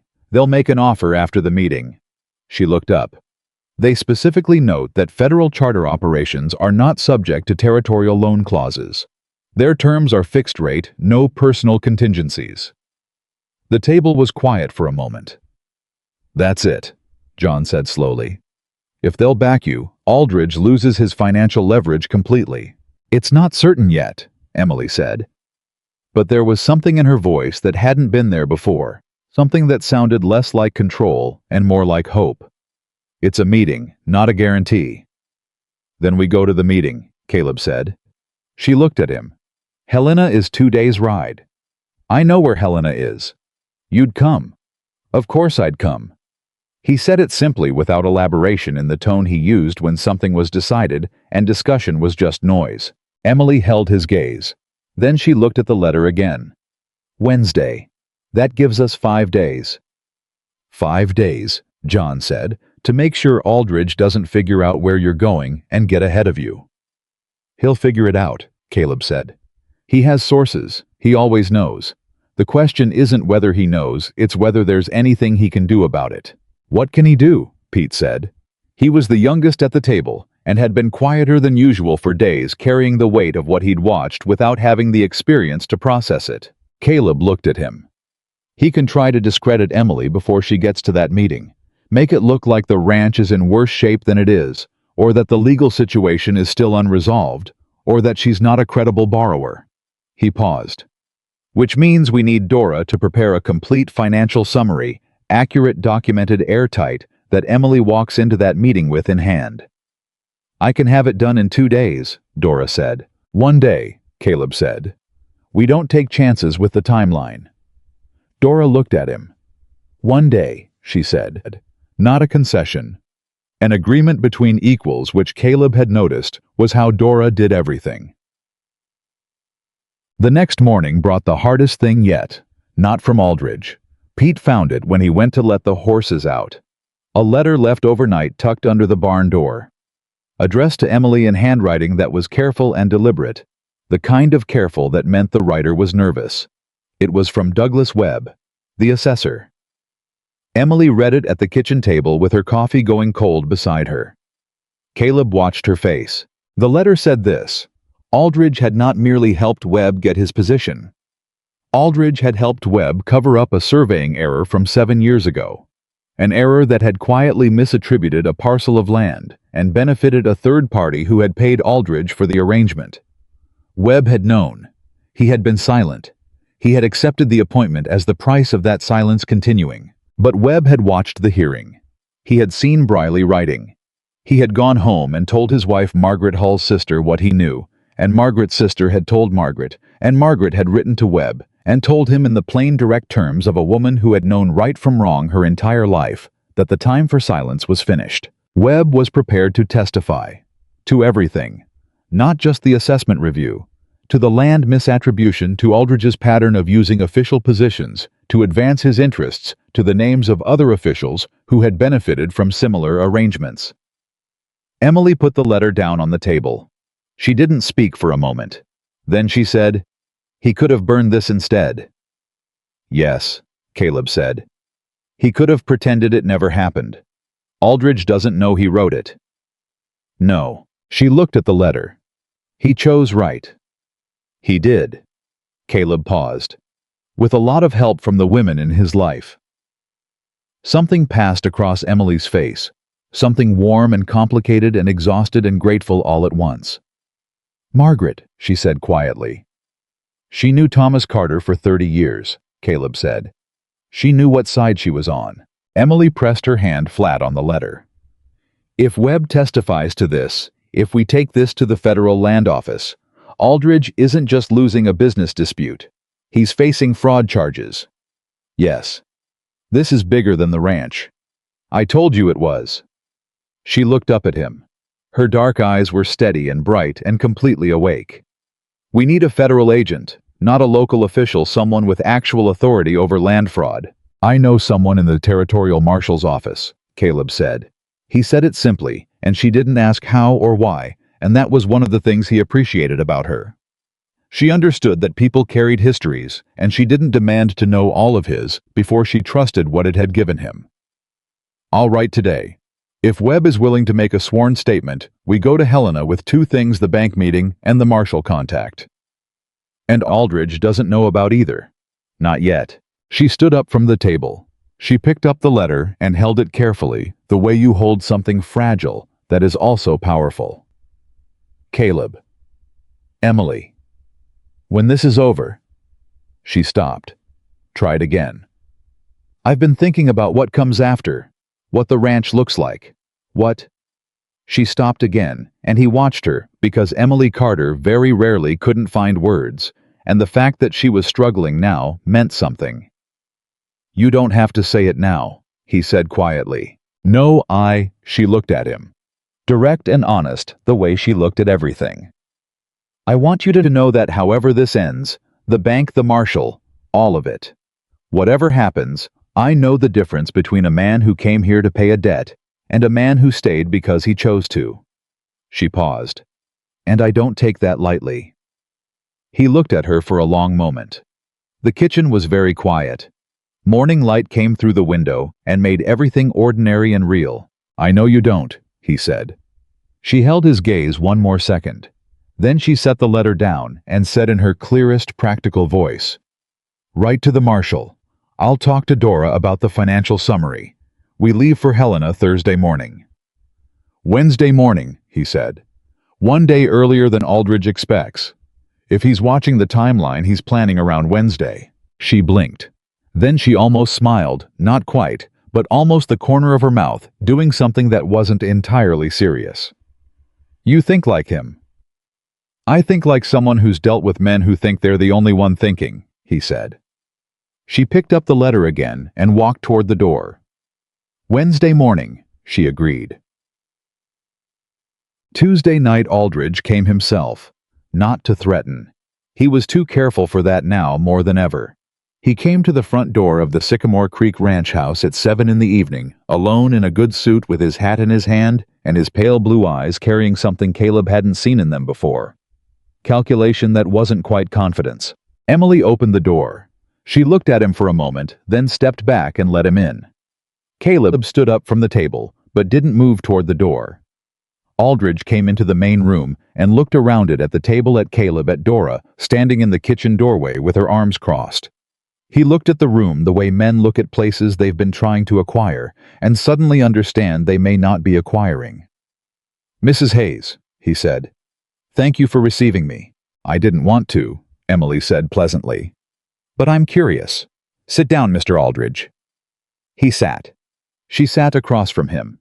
Caleb stayed where he was standing because that was where he'd decided to be. Aldridge looked at Emily with the expression of a man who has arrived at a conversation he did not fully script. "I've heard," he said carefully, "that you may be pursuing certain additional remedies." "I pursue whatever I need to pursue," Emily said. "I want to resolve this," Aldridge said, "directly, between us." Emily looked at him steadily. "You want to resolve it because you've heard something that worries you." A pause.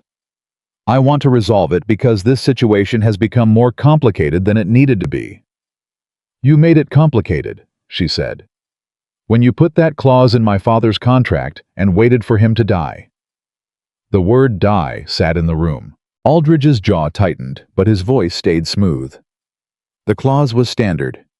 "It wasn't," Emily said. "And you know it wasn't. You designed it specifically for a situation like this one. And you've used similar arrangements before." She held his gaze and did not look away. "I think you know that I know that." The room was very quiet. Aldridge looked at Caleb. Something in his look was asking, measuring, checking whether Caleb was the actual power in this room, whether Emily was being managed from behind. Caleb said nothing. He just looked back. Aldridge looked at Emily again and understood. "What do you want?" he said. His voice had lost its parlor warmth. What was underneath it was just a man who was accustomed to winning and could feel the particular shape of not winning and didn't know yet what to do with it. "I want the original loan terms honored," Emily said, "without the additions you applied after my father died. I want a written release from the full clause, permanently removed from the agreement. I want a formal apology to Douglas Webb for the position you put him in." She paused. "And I want you to understand that what happens next in terms of broader legal proceedings is not in my hands." Aldridge went very still. "What do you mean, not in your hands?" "I mean exactly what I said." She folded her hands in her lap, calm as a schoolteacher. "I'm not pursuing federal action against you, Mr. Aldridge. That process was initiated by parties acting on their own conscience. I can't stop it, and I wouldn't try." She held his gaze. "What I can tell you is that your cooperation with this ranch, the loan release, the written terms, the apology to Webb, will be on record as evidence of your willingness to correct what went wrong. That record may matter to whoever examines what you've done." The silence that followed was long and specific. Aldridge looked at the table. He looked at his hat. He looked at Emily. "You planned this," he said very quietly. Not angry. Something closer to respect, and resenting the respect. "The Webb connection, the federal contact, you had this ready." "My father taught me to plan for the worst," Emily said, "and to have documentation for everything." Another silence. Then Aldridge stood up. He put his hat on. He was still the same man, broad, silver-haired, controlled, but he was standing in a room that was no longer tilted in his direction, and he knew it, and the knowing was written in every line of his body. "I'll have my lawyer contact you this week," he said, "about the loan terms." "By Friday," Emily said. "I'm traveling Wednesday and Thursday. I'd like it settled before I leave." He looked at her one last time. Then he nodded once shortly and walked out. The door closed. The room held its breath. Then Dora said from the kitchen doorway, "I'll put the coffee on." John, who had been in the hallway the entire time and had said nothing and needed to say nothing, made a sound that might have been a laugh. Pete looked like he'd been watching something he'd tell his children about. Emily let out a single long breath. Then she looked at Caleb. He looked back at her. "You had the web letter for 3 days," he said. "You were waiting for him to come to you." "I thought he might," she said. Men like Aldridge, when the situation shifts, they come to the table before the table is set against them. It's how they've survived as long as they have. She paused. "I wanted him to come here, to this house, to come to me instead of the other way around." "Why?"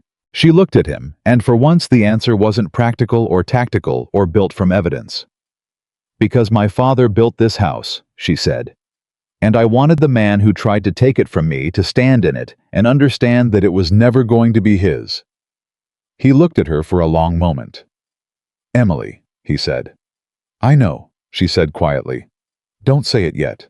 I understood what she meant. Not yet. There was still Wednesday, and Helena, and the federal process, and the long work of everything that came after. Not yet. But the not yet was different from never. And they both knew it. "Get some sleep," he said. "Wednesday's coming fast." She stood and looked at him one more second with those dark, steady eyes. "Good night, Caleb," she said. "Good night, Emily."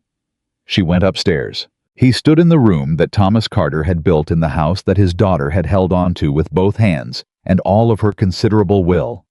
And he listened to the quiet that was no longer the quiet of absence, but the quiet of a place that had people in it who meant to stay. He thought about his empty cabin on the ridge. He thought about 4 years of deliberate solitude. He thought about a woman who had ridden through the dark on an exhausted horse because she had run out of options and found one anyway. He thought this is what it feels like when something lost comes back. Not loudly. Not all at once.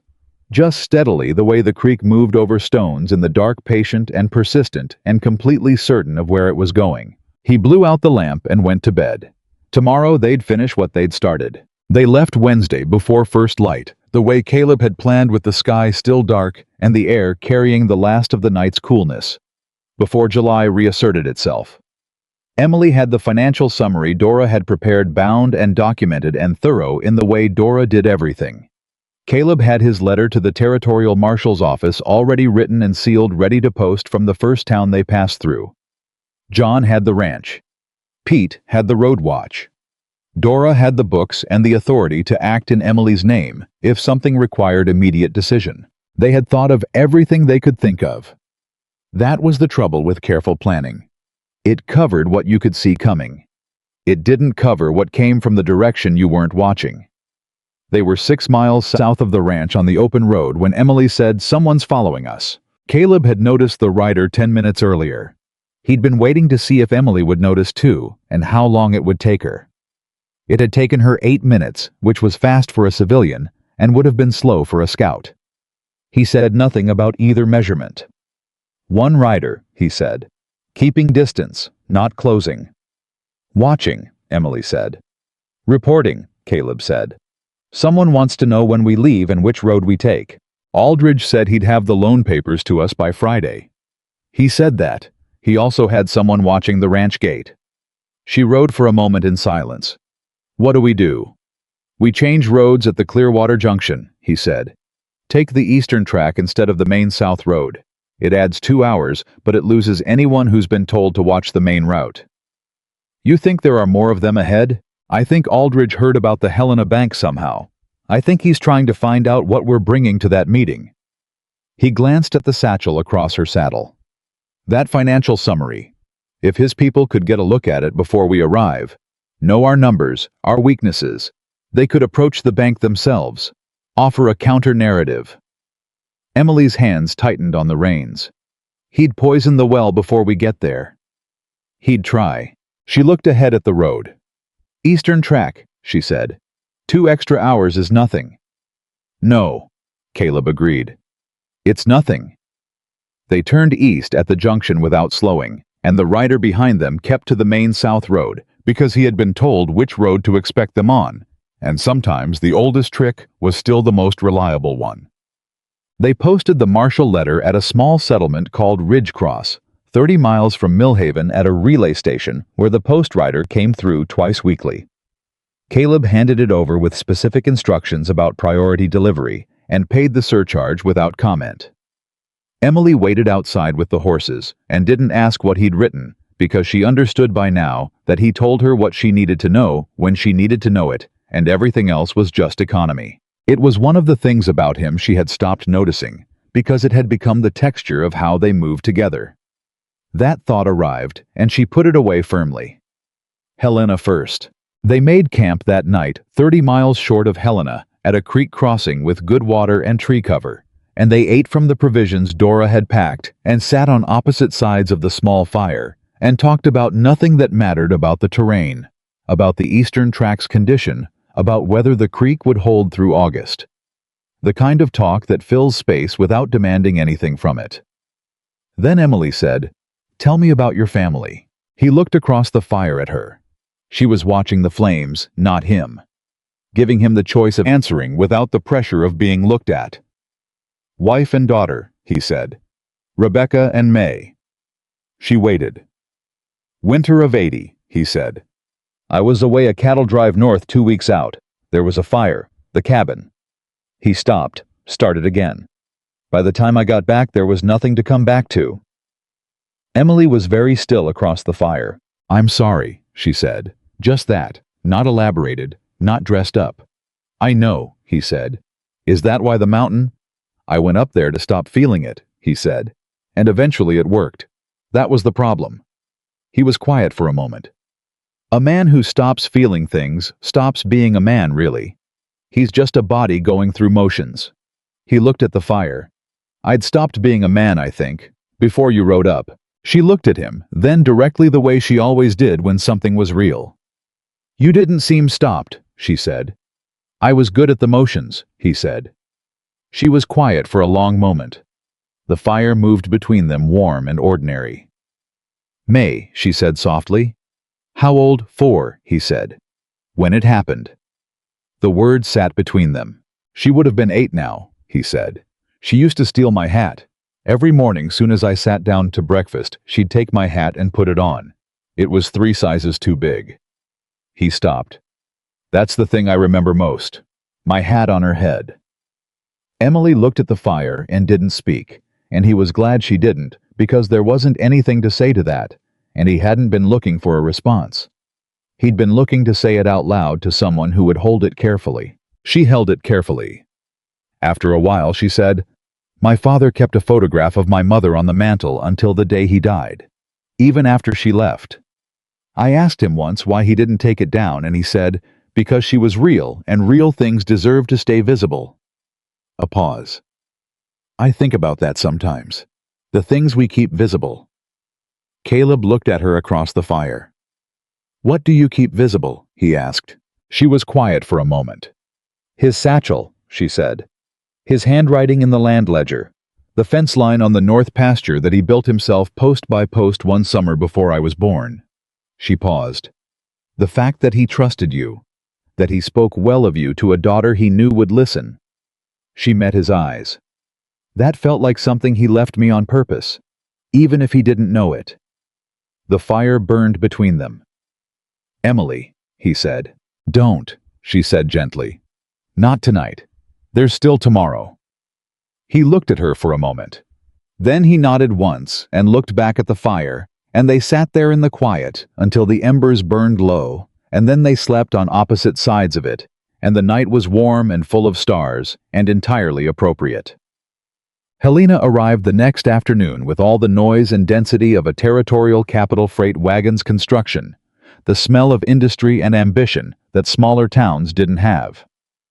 Emily straightened in her saddle when they rode in, not from tension, but from something that looked like readiness, like a person who has been building toward a moment and is now standing at its edge. The Helena Land Bank occupied a building that was newer and more substantial than the Millhaven Bank, with the specific architecture of a federal chartered institution, orderly proportioned, suggesting permanence without arrogance.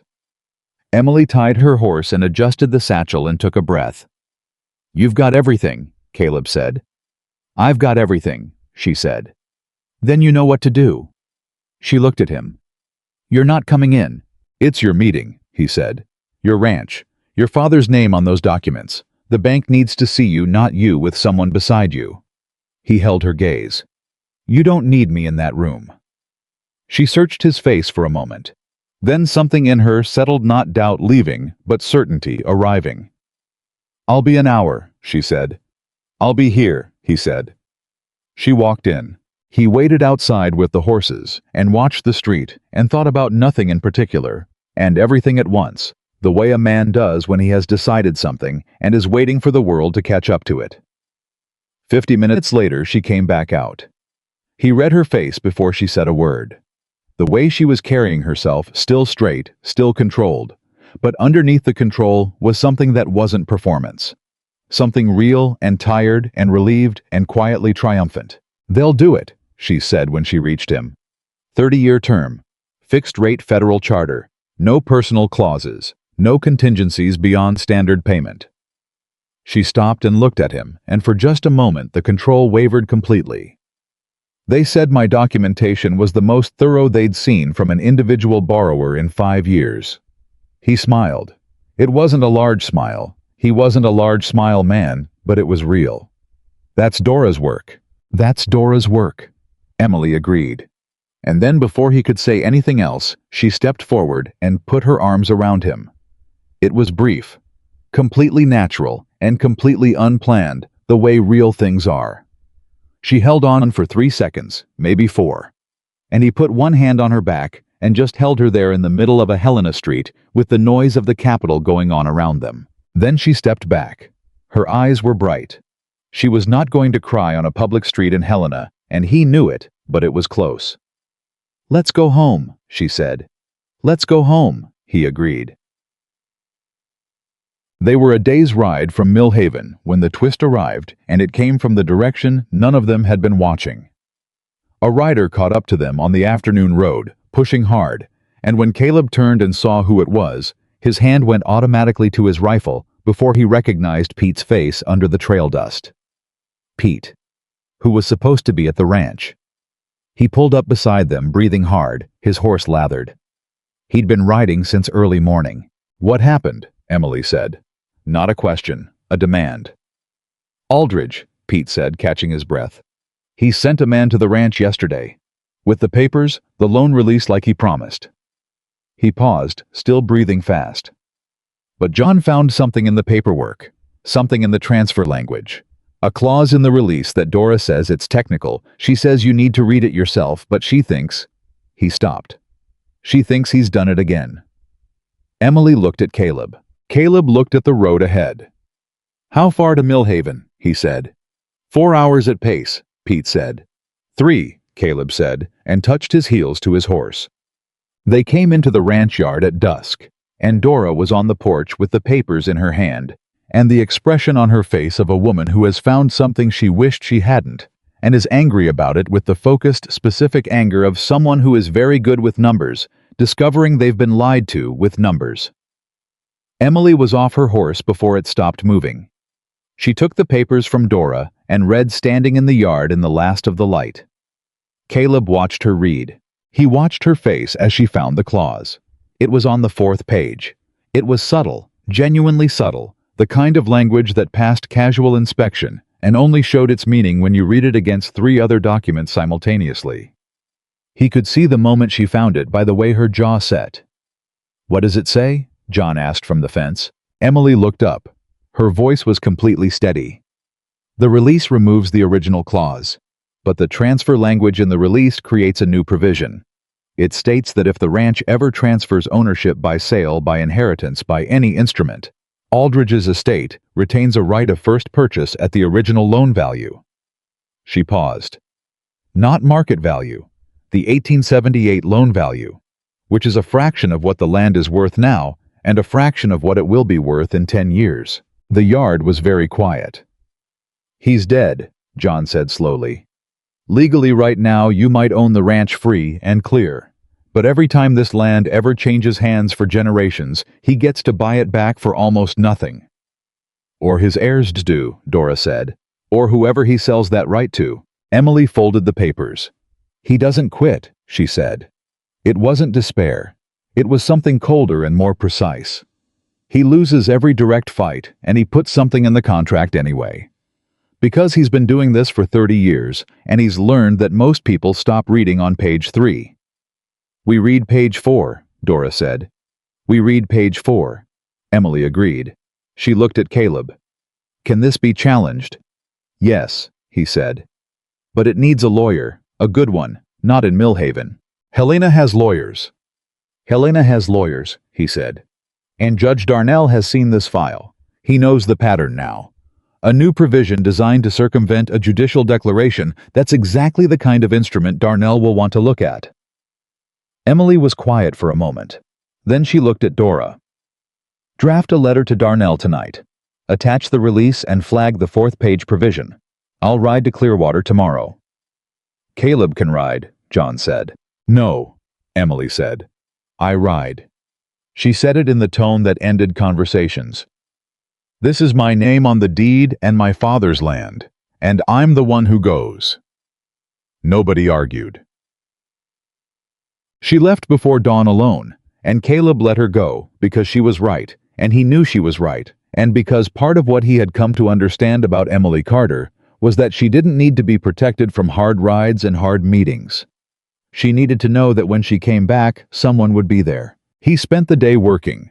Real work, the kind that needed doing regardless of everything else. Fence line on the east pasture, water trough repair at the north end, a section of roof on the equipment shed that had been developing a problem since spring. He worked with John and Pete, and they talked about the work, and not about the other things, because there was a time for talking about the other things, and a time for splitting posts, and both were important. By afternoon the courier arrived. Briley's full piece ran across most of the front page. Caleb read it at the kitchen table while Dora made supper. Briley had done something courageous, more courageous. Caleb suspected than Briley had known he was capable of when he'd opened his door to a dusty mountain man 3 weeks ago. The piece named names. It traced the pattern across 6 land transactions over 12 years. It quoted Douglas Webb by name with attribution. It quoted Margaret Hull.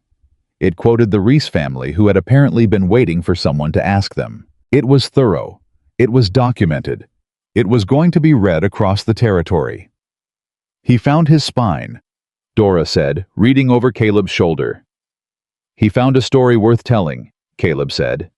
Same thing sometimes. Emily was back by the following evening with something in her eyes that he hadn't seen before in quite that form. Not victory, she'd had moments of victory, and he knew what those looked like. This was deeper, more permanent. She sat down at the table and put the document in front of him. It was a judicial order from Circuit Judge Robert Darnell, citing the 4th-page provision as an instrument designed to circumvent a prior judicial declaration and voiding it in its entirety. Attached to it was a note in Darnell's handwriting, not part of the official record. Just a note that said, "Tell Mr. Hayes I've forwarded the full file to the Federal Land Office in Denver. They were already interested. They're more interested now." Emily watched Caleb read it. "It's done," she said when he looked up. "Almost," he said. "Almost," she agreed. She was quiet for a moment. "The federal process will take months. There will be hearings and depositions and things I'll need to attend and statements I'll need to give." She paused. "It's not over. "No," he said. "But the ranch is safe." She looked at him. "The ranch is safe," she said, and the way she said it carried everything that meant her father's 20 years of work, the hands who depended on it, the land itself, the specific piece of Montana that Thomas Carter had loved enough to build something on. The table between them was quiet. Then Caleb reached into his breast pocket and put something on the table.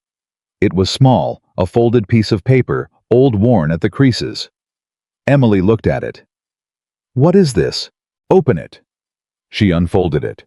It was a sketch pencil, simple lines, a cabin, a fence line, a mountain behind it. In the corner, in a child's handwriting, 2 words, "Daddy's home." She looked up at him. "May drew it," he said. "The week before I left on the drive. She gave it to me to keep me company on the road." His voice was even, but carrying something under it. "I've kept it in my pocket for 4 years. Every morning I put it in my pocket, and every night I took it out. Emily held the paper carefully with both hands. "Why are you showing me this?" she said. Her voice was very quiet. "Because," he said, "I haven't put it in my pocket this morning. For the first time in 4 years." He held her gaze steadily. "I put it on the table instead. Because I think May would have understood the difference between carrying something and putting it down somewhere safe." Emily looked at the sketch, then at him. "Caleb," she said. "I know what I'm saying," he said quietly. "And I know you know what I'm saying. And I know you said not tonight the night at the fire, but we're not at the fire anymore, and I think it's time." She looked at him for a long moment, long enough to see all of it. Everything he was offering, and everything it cost him to offer it, and everything she felt about the man who had come down off his mountain for a debt, and stayed for something that had nothing to do with debt. "You came here as a stranger," she said. "You went to Clearwater on a tired horse. You stood in a bank with me and didn't say a word, and that silence said everything." She paused. "You sat on my porch and told me about May and my father's creek, and I watched you become real to me piece by piece." He waited. "I'm not a woman who says things she doesn't mean," she said. "And I'm not a woman who needs saving. You know that." "I know that," he said. "So when I say this—" She stopped, took one breath. "When I say that I want you to stay, not because the ranch needs you, not because I need protection, but because you are—" She looked at him with her dark, steady eyes. "Because waking up in this house with you somewhere in it feels like the first right thing in a very long time." The kitchen was very quiet. He stood up. He crossed to her side of the table. He stood in front of her, and she looked up at him, and neither of them said anything for a moment. Then he offered her his hand. She took it. 3 months later, the federal land agents arrived in Millhaven, and Victor Aldridge met them at his office door with the particular expression of a man who has seen this coming and has spent 2 months deciding whether to run, and has decided for reasons of pride or exhaustion, or some final remnant of the dignity he'd once possessed to stand and face it. The proceedings lasted 6 weeks. Douglas Webb gave his testimony completely, and without flinching, sitting in the same courthouse where the assessment review had been dismissed, and Margaret Hull sat in the front row for every session and never looked away. Frank Briley was present for all of it, writing everything down. Caleb attended when he was needed and worked the ranch when he wasn't.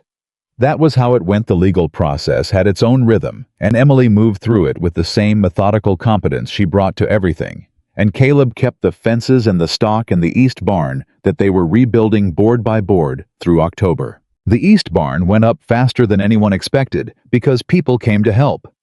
Not because they were asked, because word had moved through the county in the way word moves through communities that have been watching injustice and waiting for someone to push back against it. The Reese family came. Martin Webb came. Margaret Hull came and ran the food operation with the same efficiency she brought to everything else. 17 people on a Saturday in late September, raising timber and driving nails and eating Dora's cooking in the yard, and the barn was framed and roofed before sunset. Emily stood in the yard at the end of that day and looked at the new frame against the evening sky, and Caleb stood beside her, and for a long time neither of them spoke.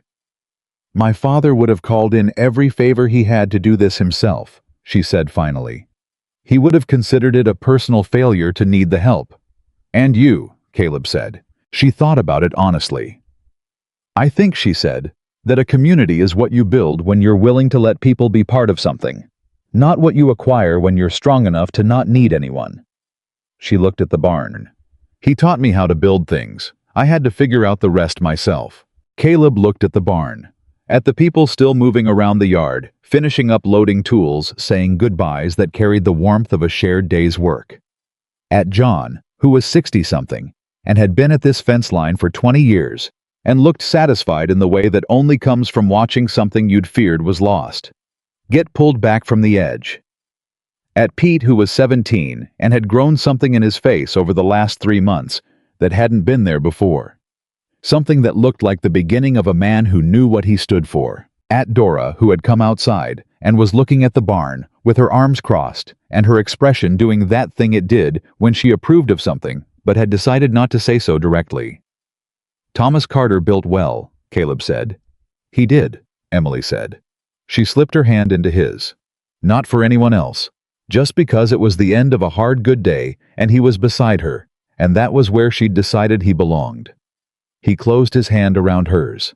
They stood there until the last of the light left the sky, and the first stars came out over the Montana mountains, and the people who had come to help drifted away into the evening, calling their goodbyes, and the ranch settled into its night sounds, and the creek said its patient, endless thing in the dark. Aldridge was convicted on 4 counts of land fraud the following spring. His assets were ordered to be redistributed, and the properties he had obtained through manipulated contracts. 4 ranches over 12 years. The Reese parcel among them were returned to their rightful owners or their heirs.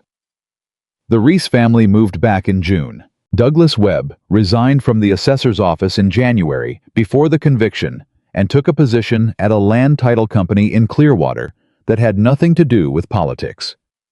His wife visited Margaret Hull every Sunday, and they had coffee and talked about their gardens and their husbands and the strange turns that brought people to the right decisions at the right time. Frank Briley's series on land fraud in the Montana Territory ran in 7 papers across 4 counties and won him a commendation from the Territorial Press Association.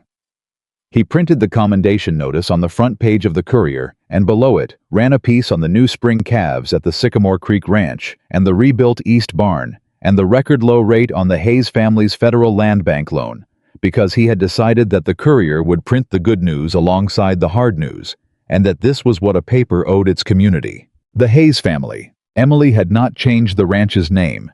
It was still the Sycamore Creek Ranch, and would always be because it was Thomas Carter's name, and Thomas Carter had earned it.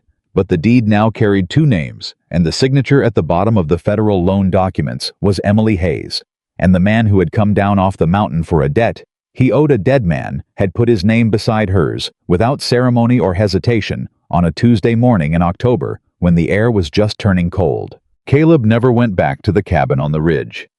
He thought about it sometimes, not with longing, but with the specific tenderness you feel toward a place that held you when nothing else could.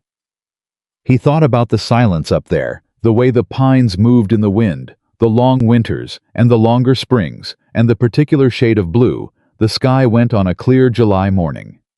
He thought about it the way you think about a place you used to live when you were someone you used to be. One evening in late spring, the first real warm evening of the year, the kind that made everything smell like beginning. He and Emily sat on the porch after supper and listened to the ranch settle into its nighttime self, and John was at the bunkhouse, and Pete was at the barn, and Dora had gone to bed at 9 o'clock as she always did, and the creek was high from snowmelt and talking more than usual. Emily had May's sketch on her lap. She'd found it on the kitchen table where Caleb had left it months ago and had put it in a small frame, a simple wooden frame, nothing fancy, and set it on the mantel in the main room between a photograph of Thomas Carter and a sprig of dried sage that John had left there the day they finished the barn. She'd brought it out tonight, the frame and all, because the light was good. "She had your eyes," Emily said. She'd been looking at the sketch. Caleb glanced at it. "You can't tell that from a pencil drawing." "I can tell from the way you've described her," Emily said. "The way you talk about her when you do." She paused. "I want you to know she's welcome here.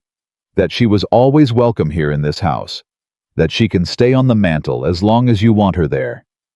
He looked at the frame in her hands. At May's childish pencil lines, the simple, happy certainty of Daddy's home. "She'd have liked you," he said. "I hope so," Emily said. She liked people who were straight with her. She could always tell when grown-ups were pretending. He was quiet for a moment. "She would have had your number inside 10 minutes. Emily looked at him.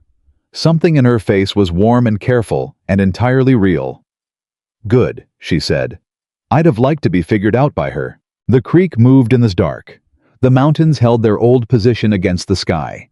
The porch boards were warm from the day's sun, still holding heat the way old wood does. "Caleb," Emily said. "Emily, I want to ask you something, and I want you to answer honestly." "Always," he said. She looked at her hands, at the frame, at the sketch, then at him. "Are you happy?" The question was so plain and so direct that it required a plain and direct answer, which was the only kind she'd accept anyway. He thought about his cabin on the ridge, empty now, holding its silence. He thought about the hearing, and the fire, and the hell in a road, and 50 minutes waiting outside a bank in a city he didn't know. He thought about a woman on an exhausted horse in his clearing at dusk, spine straight, chin level, asking for help in a voice that barely shook. I thought about what it felt like to wake up in the morning with a reason that didn't require inventing. Yes, he said. It was the simplest true thing he'd said in 4 years. Emily looked at him for a long moment. Then she leaned back in her chair and looked at the stars coming out over the mountains, and her hand found his on the porch rail, and she held on. Good, she said. Me too. The ranch breathed around them, patient and alive. The creek kept its conversation with the dark. Somewhere on the north pasture, a horse called once and was quiet. Thomas Carter had built this place post by post and year by year out of hard land and hard winters, and the absolute conviction that a piece of ground could become a home if a person loved it well enough and worked it honestly. His daughter had held it with both hands when someone tried to take it, and she had not let go. And the man who had come down from the mountain to pay a debt he owed had found somewhere in the paying of it the thing he'd stopped believing in, that a life could be rebuilt from what the fire left behind if the right person stood beside you in the building. He had come for a debt. He had stayed for something that had no name except the right one. Home. Not the mountain. Not the cabin. Not the silence he'd mistaken for peace. This porch. This woman. This land that carried her father's name and her own, and now his. This was where Caleb Hayes belonged. He had been lost for 4 years, and now he was found, and the finding had looked nothing like he'd imagined, and everything like it needed to be. Outside the window of the main room, on the mantel between a photograph and a sprig of sage, a small pencil drawing sat in its plain wooden frame. Daddy's home. May had known even then what the word meant. It meant exactly this.